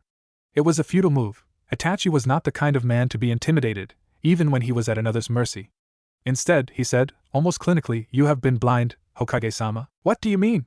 The blonde's voice was calm. For all anyone knew, they could have been conversing in a pub over a few pints of beer. "You have been blind," Itachi reiterated, "especially in the past, but now you can no longer afford to be so willing to overlook Danzo's transgression. Your ANBU have exposed only the very surface of what he has done." Minato made no reply, waiting for the missing nin to say more. He wasn't disappointed. "Go to the residential sector. In the east side you will find a storage yard owned by one Yamahizano. Look in Unit 14C. The yondaime narrowed his eyes into blue slits. "I trust you about as much as any other trader, Itachi." "Which means, not at all. Go alone, or take Hataki-san only. The ANBU have been compromised for years. You are running short on time. Madara has begun to collect the bijou." "And why?" Minato said quietly. "Should I believe anything you say?" But Itachi pressed on, talking over him. "We were sent by Akatsuki to capture the Ichibi and the Kyubi." The missing nin's voice seemed to be growing weaker. "The Ichibi is now with Sasori of the Red Sand. I leave Naruto-kun in your—" "What are you implying?" The blonde snarled, his hand gripping the kunai so tightly that the knuckles blanched. But there was no response. Itachi seemed to have trailed off mid-sentence, sagging back against the ground. A moment later, his body seized up, then suddenly jerked back, chest compressing as all of the air went out of his lungs. Then he was still. Pretty soon it was clear that he was dead, but that was not all. Minato watched as the missing nin's features melted away to reveal the corpse of a ninja he didn't recognize. Fuck, he said out loud. I should have seen it. Fucking Shoten no Jutsu. A quiet, choking laugh came from behind him. Minato turned to see his son, who had somehow woken up and managed to drag himself into an upright position against Kisame's dead body. I thought you said that swearing is the sign of a weak mind, Naruto said, leaning back with a short gasp of pain. The yondaime was immediately at his side, supporting his head with one arm. Don't try to speak. Help is on its way. Naruto shook his head. They took Gaara, he persisted. It was my fault. Then he blinked in confusion and suddenly seemed to forget what he was saying. A second later he turned to the side and retched. Naruto! Minato cried in alarm, but his son didn't appear to hear him, and instead collapsed back against Kisame's corpse, head lolling to one side. Minato pressed a hand to his forehead. It was unnaturally warm. Swearing at himself for overlooking the possibility of heat stroke, the older blonde quickly formed the seals for a Doton Jutsu, raising 3 walls of earth around Naruto's prone form. Then he stripped off his Hokage robe and draped it over the structure as a crude shade. The younger blonde's lips moved, and his father realized that he was muttering something under his breath. A shinobi gives himself to his village. Over and over again he repeated this mantra, and Minato felt his stomach drop a little further with every iteration. The words were horrifyingly familiar. Only an hour ago, he had heard them uttered by the root operative being interrogated by Marino Ibiki. Kakashi and the Sunanin arrived 5 minutes later.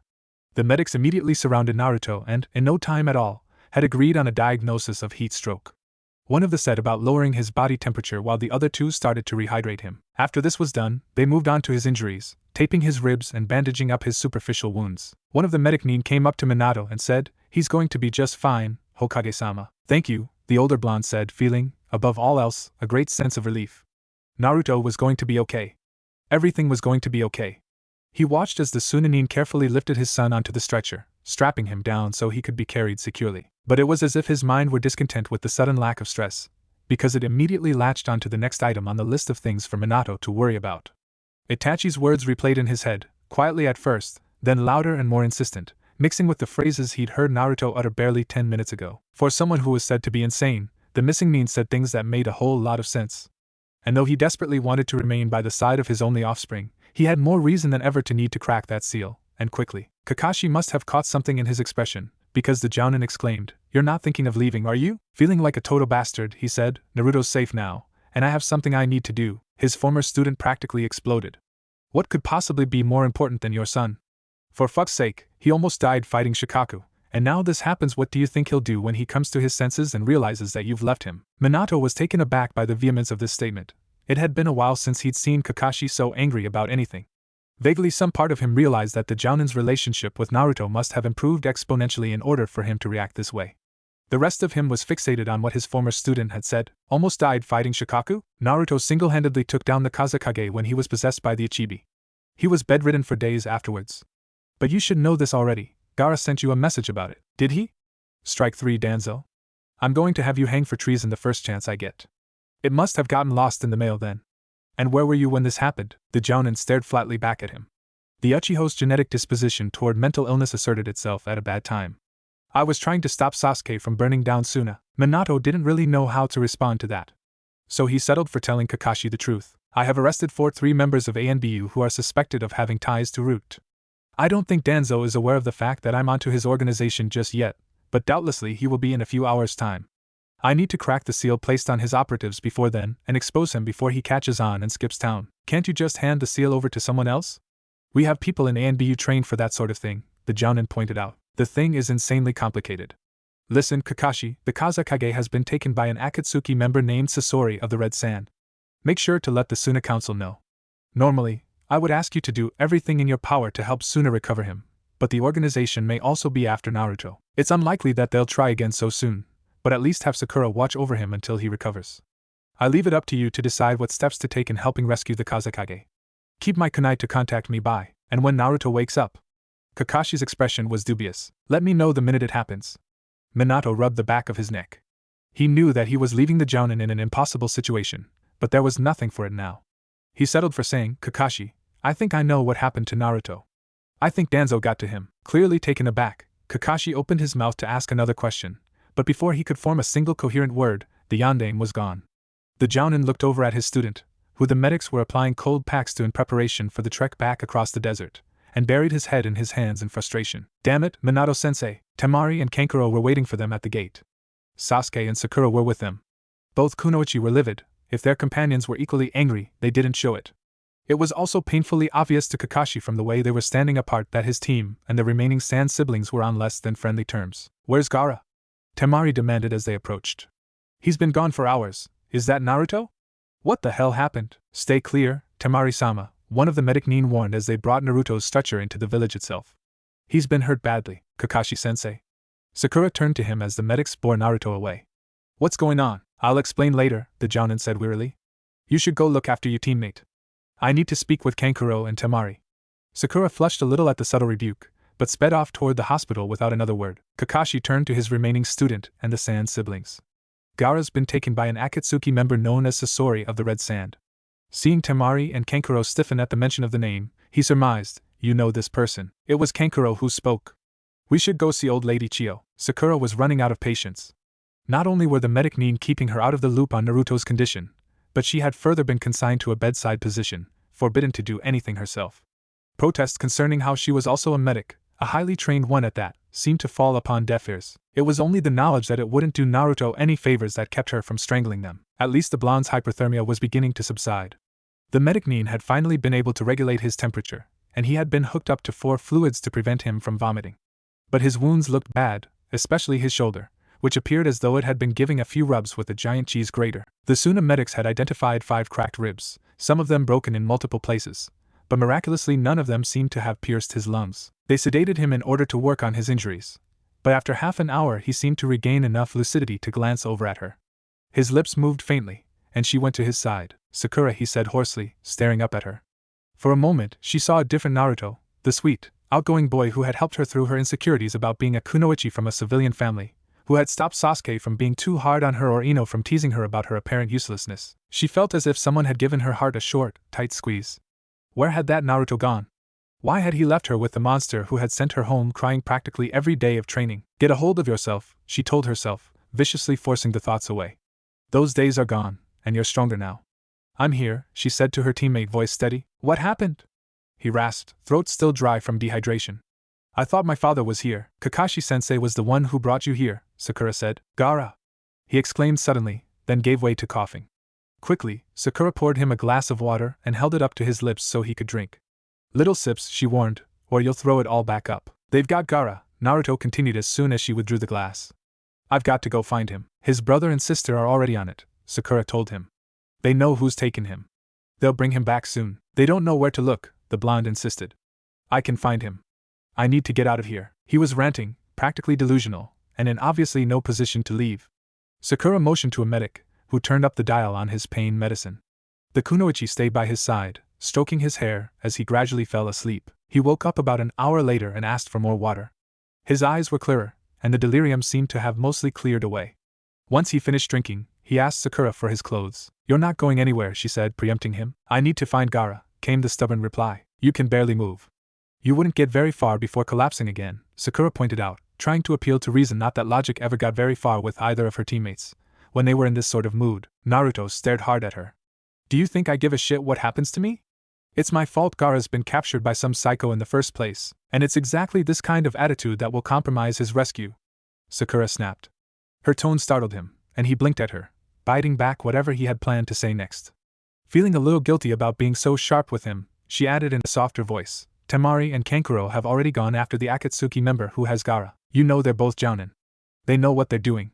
She didn't mention that Sasuke had gone with them, or that Kakashi was currently in the process of trying to convince someone who had tried to assassinate him at first sight to help with the rescue effort. Her teammate shook his head.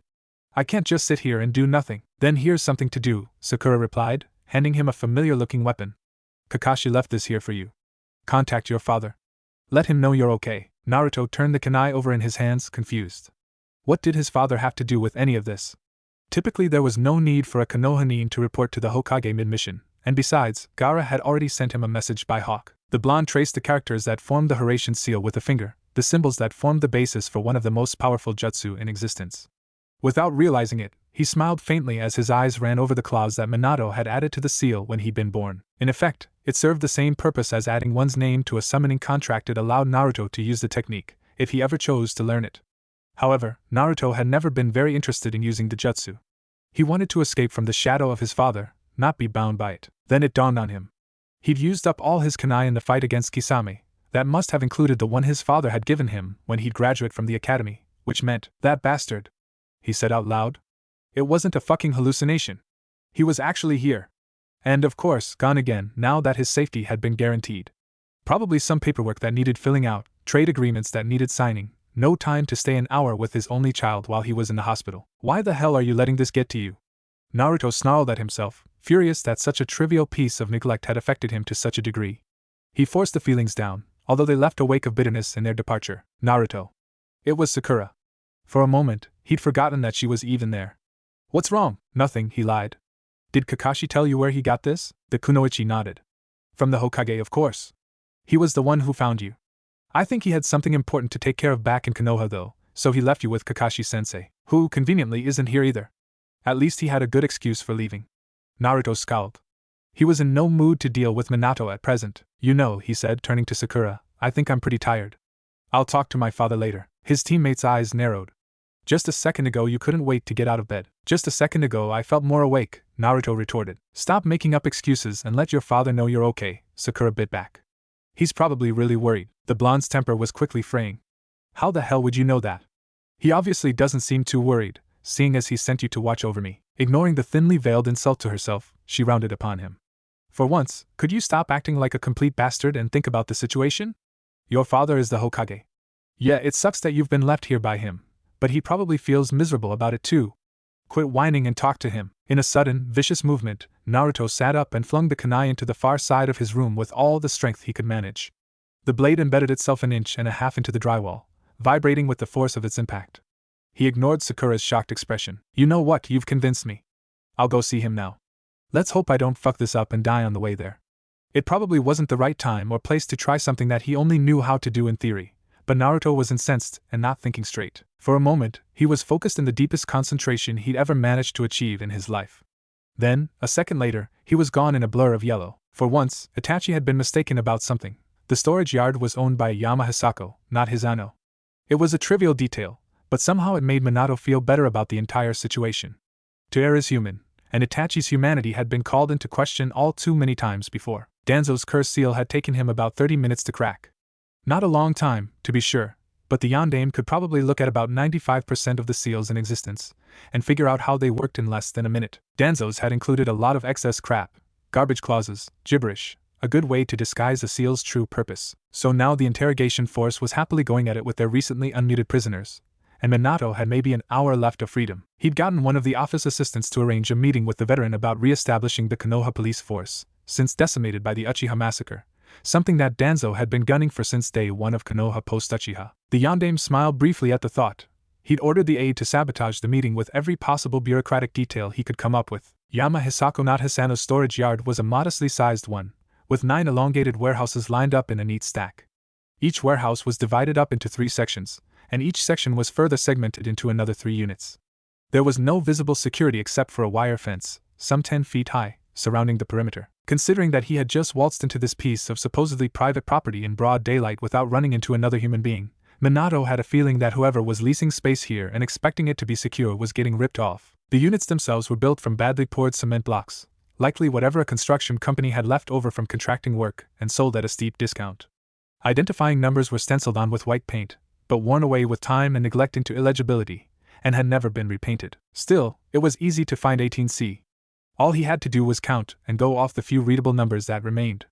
Pretty soon he was standing in front of the padlocked door of the unit in interest, trying to think of the best course of action. It would be an easy thing to pick the lock, but if this unit truly housed all of Danzo's deepest, darkest secrets, there was going to be more to contend with than just a simple mechanical device. He couldn't sense any chakra coming from behind the door, but then again, he wasn't exactly skilled in that department. Furthermore, seals were perfectly capable of activation without chakra input. His own Hiraishin no Jutsu was proof that particular principle. And there was another concern, that this entire thing was a trap. Itachi had told him to come alone after all, and in the unlikely event that the missing Nin had bothered to sneak into Konoha for the sole purpose of rigging a storage unit in the civilian sector, Minato had no backup to call upon if something did go wrong. Not that he was too worried. If it didn't manage to knock him out in the space of about 10 milliseconds, he would be able to Hiraishin away to the safety of his office. Forget it, Minato said under his breath, sick of mulling over the possibilities. Sometimes you just had to fuck everything and go for it. Granted, this was actually Kushina's philosophy and not his, but he shattered the padlock with one expertly timed chakra strike and jiggled it off the door. Then, all senses on high alert, he cracked the door open. Whatever he'd been expecting, it wasn't this. The small, dingy room before him was packed to the rafters with stacks of what looked like ancient newspapers. Closer inspection indicated that they were actually old copies of the Konoha Sun-Times, the most notorious tabloid circulating in the village, and it looked like the yondaime had just stumbled upon the dumping ground for its back issues, a freaking wild goose chase. Disgusted, Minato shut the door, not bothering to replace the broken lock. No one in their right mind would want to steal this refuse anyway, he reasoned. Preparing to head back to Hokage Tower, he pulled on the Horatian seal, and froze, feeling the seal on one of the kunai in his pouch activate. Almost instantaneously, someone collided into him, bowling him over and into the door, which opened behind him to dump them both unceremoniously into stacks of bad journalism. Minato was back on his feet in a second, a weapon at the ready as he faced whoever it was that just managed to hijack his most famous technique, ready to do him, or her, a whole world of harm. His son rolled onto his back and groaned. "Fuck, am I dead?" The yondaime was rendered speechless. Apparently, Naruto suffered from no such ailment. A colorful string of words issued from his mouth, each phrase more provocative than the last. For a brief, irrational second, the older blonde wondered how his son had even heard of half the things he was cursing. Then reason kicked in, along with the function of his vocal cords. "Naruto! What are you doing here?" His son glared balefully at him through slitted blue eyes. "Sakura said I should let you know that I'm awake." "Hey, guess what? I'm awake. Did you just use your technique?" "Yeah. The landing kind of sucks. I'm surprised that you don't fall on your ass all the time. How did you even learn it?" "You never let me teach it to you," Minato exclaimed. Naruto ignored the question, electing instead to lever himself upright on his good hand. After a little shakiness, he managed to stand, shrugging off whatever help his father tried to give him. He looked around. What a dump. "The hell are you doing here? Hey, don't change the— Are those tabloids?" Naruto plucked the topmost periodical from one of the piles. This particular issue had a blown-up picture of himself on the front, standing with a cigarette in one hand and a bottle of beer dangling from the other. The background showed a party, held in a building possibly of Sunna origin, judging from its curved sandstone walls. The photo had obviously been taken on the sly. Naruto was turned away, chatting up a hot blonde who could have been Temari with her hair down and in a strapless dress. The title screamed in huge black print, "Hokage's son brings more shame to Konoha with foreign binges and orgies." "You know," the younger blonde said casually, "if you wanted to know what I've been up to these past few years, you could have just asked." Minato felt himself turning red. "I didn't come here to read the tabloids." "And shouldn't you be in bed?" "I dunno," Naruto said. "Couldn't sleep. For some reason I had this dream of you being there, then leaving as soon as the nurses said I wasn't going to die." The yondaime winced inwardly. "I had something to do." The excuse sounded flimsy and callous as it issued from his mouth. His son gave the stacks of back issues another sweep. "Yeah, apparently you did." Then he turned back to his father, and his expression was more cold than angry. "Look, I don't give a shit what you do with your time. You made it pretty clear early on that you didn't have time for me, so don't lead me on like this, pretending you care enough to find me in Sunna, then clearing out at the first opportunity. That's not what I meant to do. You spent the past 3 years ignoring me." "Yes, but it's not like I wanted. Anyway, I found you, said what I needed to say, and now I need to find Gaara. For fuck's sake." The yondaime burst out, loudly and abruptly, "Will you just give me a minute to explain?" Naruto stopped mid-sentence, clearly surprised. Minato rarely swore, and almost never raised his voice. For a second, it looked as though the younger blonde was about to give an equally vicious reply, but then he held back, and his expression became neutral, guarded. "Fine," he said in a quiet voice. "Explain, then." Minato sucked in a breath, having never expected that the situation would go anywhere beyond a shouting match. But now with the ball in his court, he suddenly no longer knew what to do with it.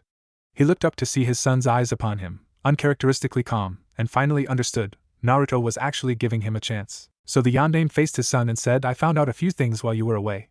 Were you ever en route?" The range of emotions that passed over Naruto's features in response to that question varied from anger to relief to self-loathing, all of them flickering away in less than a second. But Minato caught them, saw everyone, and realized that in them was reflected everything Danzo put his son through, every terrible thing that Naruto had borne in equally terrible silence. So he didn't need an audible reply, a concrete answer, in order for the most potent anger he'd ever experienced in his life threatened to overtake him, although he could not tell if it were directed toward Danzo or himself. "Naruto," the yondaime said, and much to his surprise his voice was steady.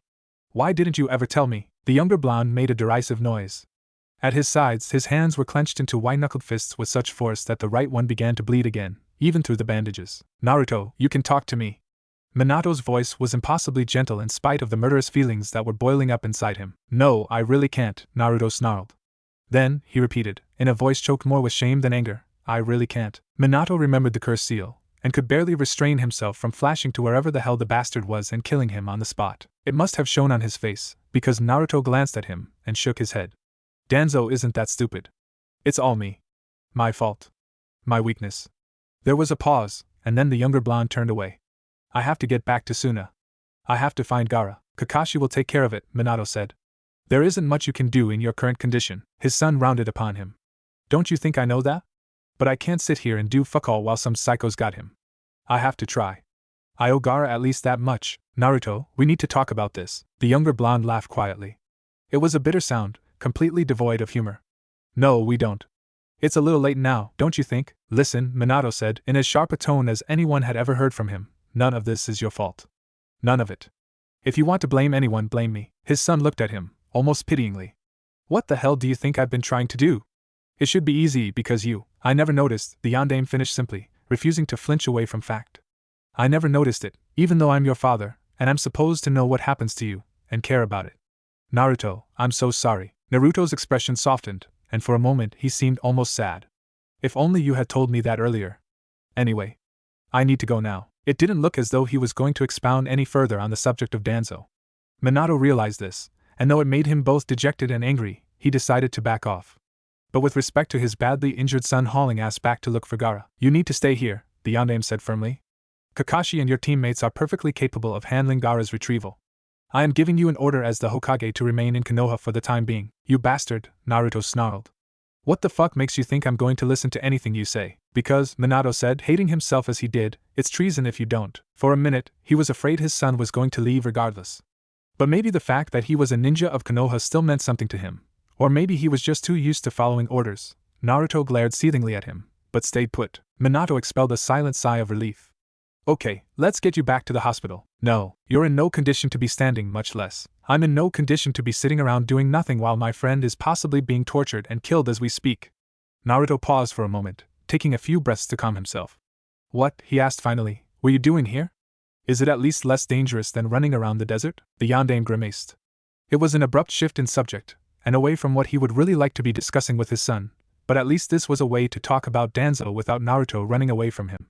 Last night, I purged all the root members in ANBU that I could uncover. But it's not enough to get Danzo put away. I need to find information to hold against him before he becomes aware of the situation. Naruto regarded him skeptically. Last night? He's probably long gone, not according to the spies I have tailing him. Last I checked, he was in a meeting that I specifically arranged for him, and you're digging through this shit because, a bad lead, Minato admitted. Supposedly, this is where Danzo keeps all his stuff. But as you can see, there's nothing here. Did you check under the floor? His son asked. Danzo ran most of Route Underground, go figure. The yondaime blinked at him. No, I just assumed that this was the lousy tip I thought it would be. Naruto grunted and closed his eyes. Get out of here then. I'm going to clear this place. For Kami's sake, please go back to the hospital. You have chakra exhaustion. Minato protested, but unsurprisingly he got no response. Naruto had seated himself against a stack of tablets, and his breathing grew slower and slower as his body became perfectly still. The topmost few issues on the stacks began to shake as a phantom breeze picked up in the room, and then suddenly Minato found himself assaulted by an army of tablets as the breeze became a strong gust that directed every scrap of paper into the air and out of the door. Naruto, the yondaime said, trying to sound angry but not really able to put himself up to it. He reached behind his head to pull away the double sheet that caught against the back of his neck, frowning at the blown-up image of Tsunade's most prominent assets displayed there. Quickly, he shoved it out of sight, before his son could notice. Too late, apparently. You should ask her out, Naruto commented, opening one ancient amber eye to regard him. Then you could do more than just stare at him. Naruto! The older blonde said sharply, crumpling up the paper as quickly as he could and tossing it in a corner. For Kami's sake, she's twice my age. He burst out, unable to stop himself. Yeah, but she looks like she's 20. If she's not a cougar, then I'm a freaking Naruto! His father said again, louder this time, before his face could go red. Mention Tsunade again, and I'll haration you back to the hospital, where you can tell her about what you think of her. In person, his son glowered. Then, I think I'm sitting on it, actually. What? There's a breeze blowing against my ass. Move, Naruto obliged him, uncovering a portion of the floor. Barely noticeable, faint lines traced the shape of a large square in the stone. Minato rapped a kunai against it. It doesn't sound hollow, his son noted. The older blonde frowned. It's probably a seal. I bet Danzo has to wipe his blood on it to get it to open. Naruto stared. Can't we open it by force? It'll probably explode. Minato rested his palm on the floor and channeled a bit of chakra into it. Immediately, a sealing array, outlined in thick black ink, appeared in the cool gray stone. The yondaime held it there for a minute, regarding the patterns with narrowed blue eyes. Then he lifted his hand to pull a scrap of blank paper from his vest. With the other hand, he retrieved a brush and a bottle of ink from his cloak pockets, and in the next few seconds he had drawn his own array on the paper. Then he placed the newly created seal on the floor over the existing one, and drew on his chakra once more. Minato's seal flared to life, the characters outlined in vivid blue, and Danzo's seal materialized beneath it, although more sluggishly. Slowly, the dark lines of Danzo's seal seemed to leach away from the stone and into the paper above it, until Minato's seal was black with ink. The yondaime's face quirked into a satisfied smile. He rapped the hidden trapdoor with his fist, and it sprang open obediently, revealing stairs that wound down into darkness. Heh. Amateur. Gaara was dreaming. It took him a moment to realize it, because Gaara rarely slept long enough in order for his subconscious to take over. But the scene before him could not have possibly been constructed in the real world. He was standing in an enormous sewer. Its walls were gray, damp-looking, and lined with some kind of scum. His feet were ankle-deep in water, and a steady dripping sound echoed down the length of the tunnel. At the very end was an enormous grate, partitioning off a part of the tunnel. The area beyond it appeared to be dark and empty at first glance, but as Gaara focused on it and caught a flash of movement, he realized that there was something inside. He walked forward. Though his feet made sloshing sounds in the water, he did not feel the wetness of it. The dripping sound grew fainter, until it was barely a whisper of noise. Gaara continued until he stood directly before the grate. He lay his hands on it, his touch meeting cool metal, rough with patches of rust. Naruto stood before him. Only it wasn't actually Naruto, couldn't have been, this being a dream and all. The blonde grinned at him and reached out to grasp one of the bars with his own hand. Yo, Gaara, he said. Some fix you've gotten yourself into, eh? Frankly, I'm not sure what is worse, Gaara replied blandly.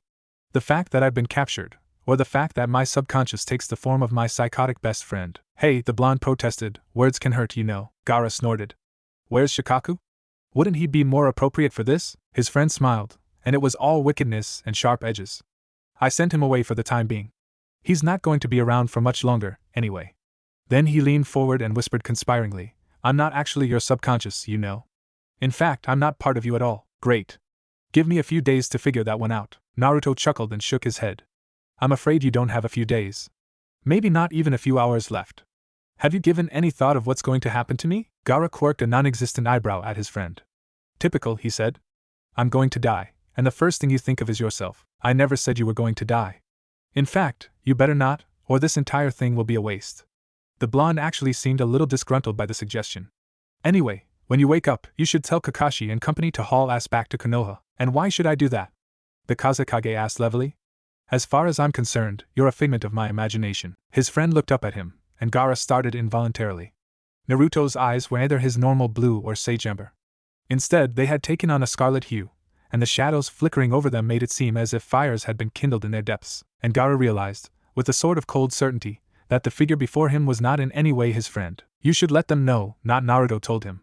Because I don't plan on dying either. You never really answered my question. Naruto frowned at his father, taking care to step away from a suspicious-looking area of the stairs.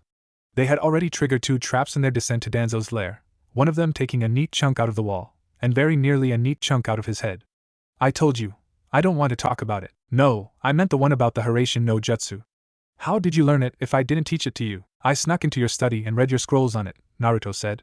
When I was, like 10, and you learned it then? Minato said, astonished. Ha, no way, his son replied. I was just a stupid kid. But I memorized what was on it. I didn't actually understand how to do it until last year, and I never tried it until today. No way, his father said. Your memory is terrible. Only for stupid shit, like history and stuff, Naruto replied dismissively. And besides, you only wrote down how to do the jutsu, and not how to make the seals. That's the hard part. Is that why you never wanted me to teach it to you? There was silence for a minute, then the younger blonde let out a quiet, pained noise. His father glanced over at him, startled, and saw that he had partially collapsed against the wall, hand grasping at the stone for support, head bowed. Naruto? Fuck, his son said, barely audible, his breathing growing uneven. Then he repeated the expletive, only louder, and beat his fist against the wall. Something flickered red in the gloominess, but vanished just as quickly. Blood, probably, Minato noted with growing concern. It's so easy, he murmured, half to himself. Fuck, why is it always so easy? Then he straightened and said in a low voice, everything I just told you was a lie. Danzo taught it to me. He had stolen the scrolls from your library and copied them. He said this all very rapidly, mechanically, as if reading from a script. I was supposed to learn it and use it when the time was right. Minato staggered back, as if dealt a physical blow by the words. Coldness welled up in his stomach, and he felt as though all thought had suddenly been siphoned from his brain. But his mouth was still on automatic. Danzo was training you to kill me? He never said anything to that effect, his son replied. But he knew that I hated you. He gave me the tools to act upon it. Tonelessly, he added, I realized he was setting me up. If I took you out, the village would have me executed and Danzo would have turned a blind eye. Cammy, the older blonde, breathed. That's why you left. I didn't know what else to do. There's some part of me, even now, that still hates you, Naruto told him unflinchingly. Even though I know that Danzo was playing me, the entire time. The two stood in silence for a time, either knowing what else to say. Water dripped from somewhere, making a clear, hollow noise. Minato reached out and steadied himself against the wall. The stone was shockingly cold against his skin, and he almost pulled his hand away, but forced it to remain, and he focused on the sensation. It was a reminder that he was still in the real world, that this wasn't a dream. Finally, Naruto spoke. There's no point in going over the shit Danzo told me to do. The hell there isn't, his father exclaimed. After what you just told me, do you really expect me to just leave it alone? Naruto shook his head. Right now, the important thing is to nail the bastard. It was exactly the same excuse Minato had used to leave Sunna to begin with. The older blonde shook his head in frustration, but he felt like he had to concede. There came a point where the elephants became either too large or too numerous to be swept safely under the rug. He was pretty sure they'd passed that point a long time ago. They had an entire zoo in the room, and he had no idea what to do with it. Later then, he said. Promise me that we'll talk about this later. His son stared at him. You know I won't do that, Naruto. Please. Minato could not keep the desperation from creeping into his voice. The younger blonde's lips curled up to snarl something back, but with a visible struggle, he stopped himself. Fine, he said after a time. Fine. You win. But I make the call as to when. They resumed their descent. The stairwell wound twice more before opening into a largish chamber. A massive desk replete with the appropriate office supplies took up one side of the room. The two remaining walls were lined with shelves stuffed to the brim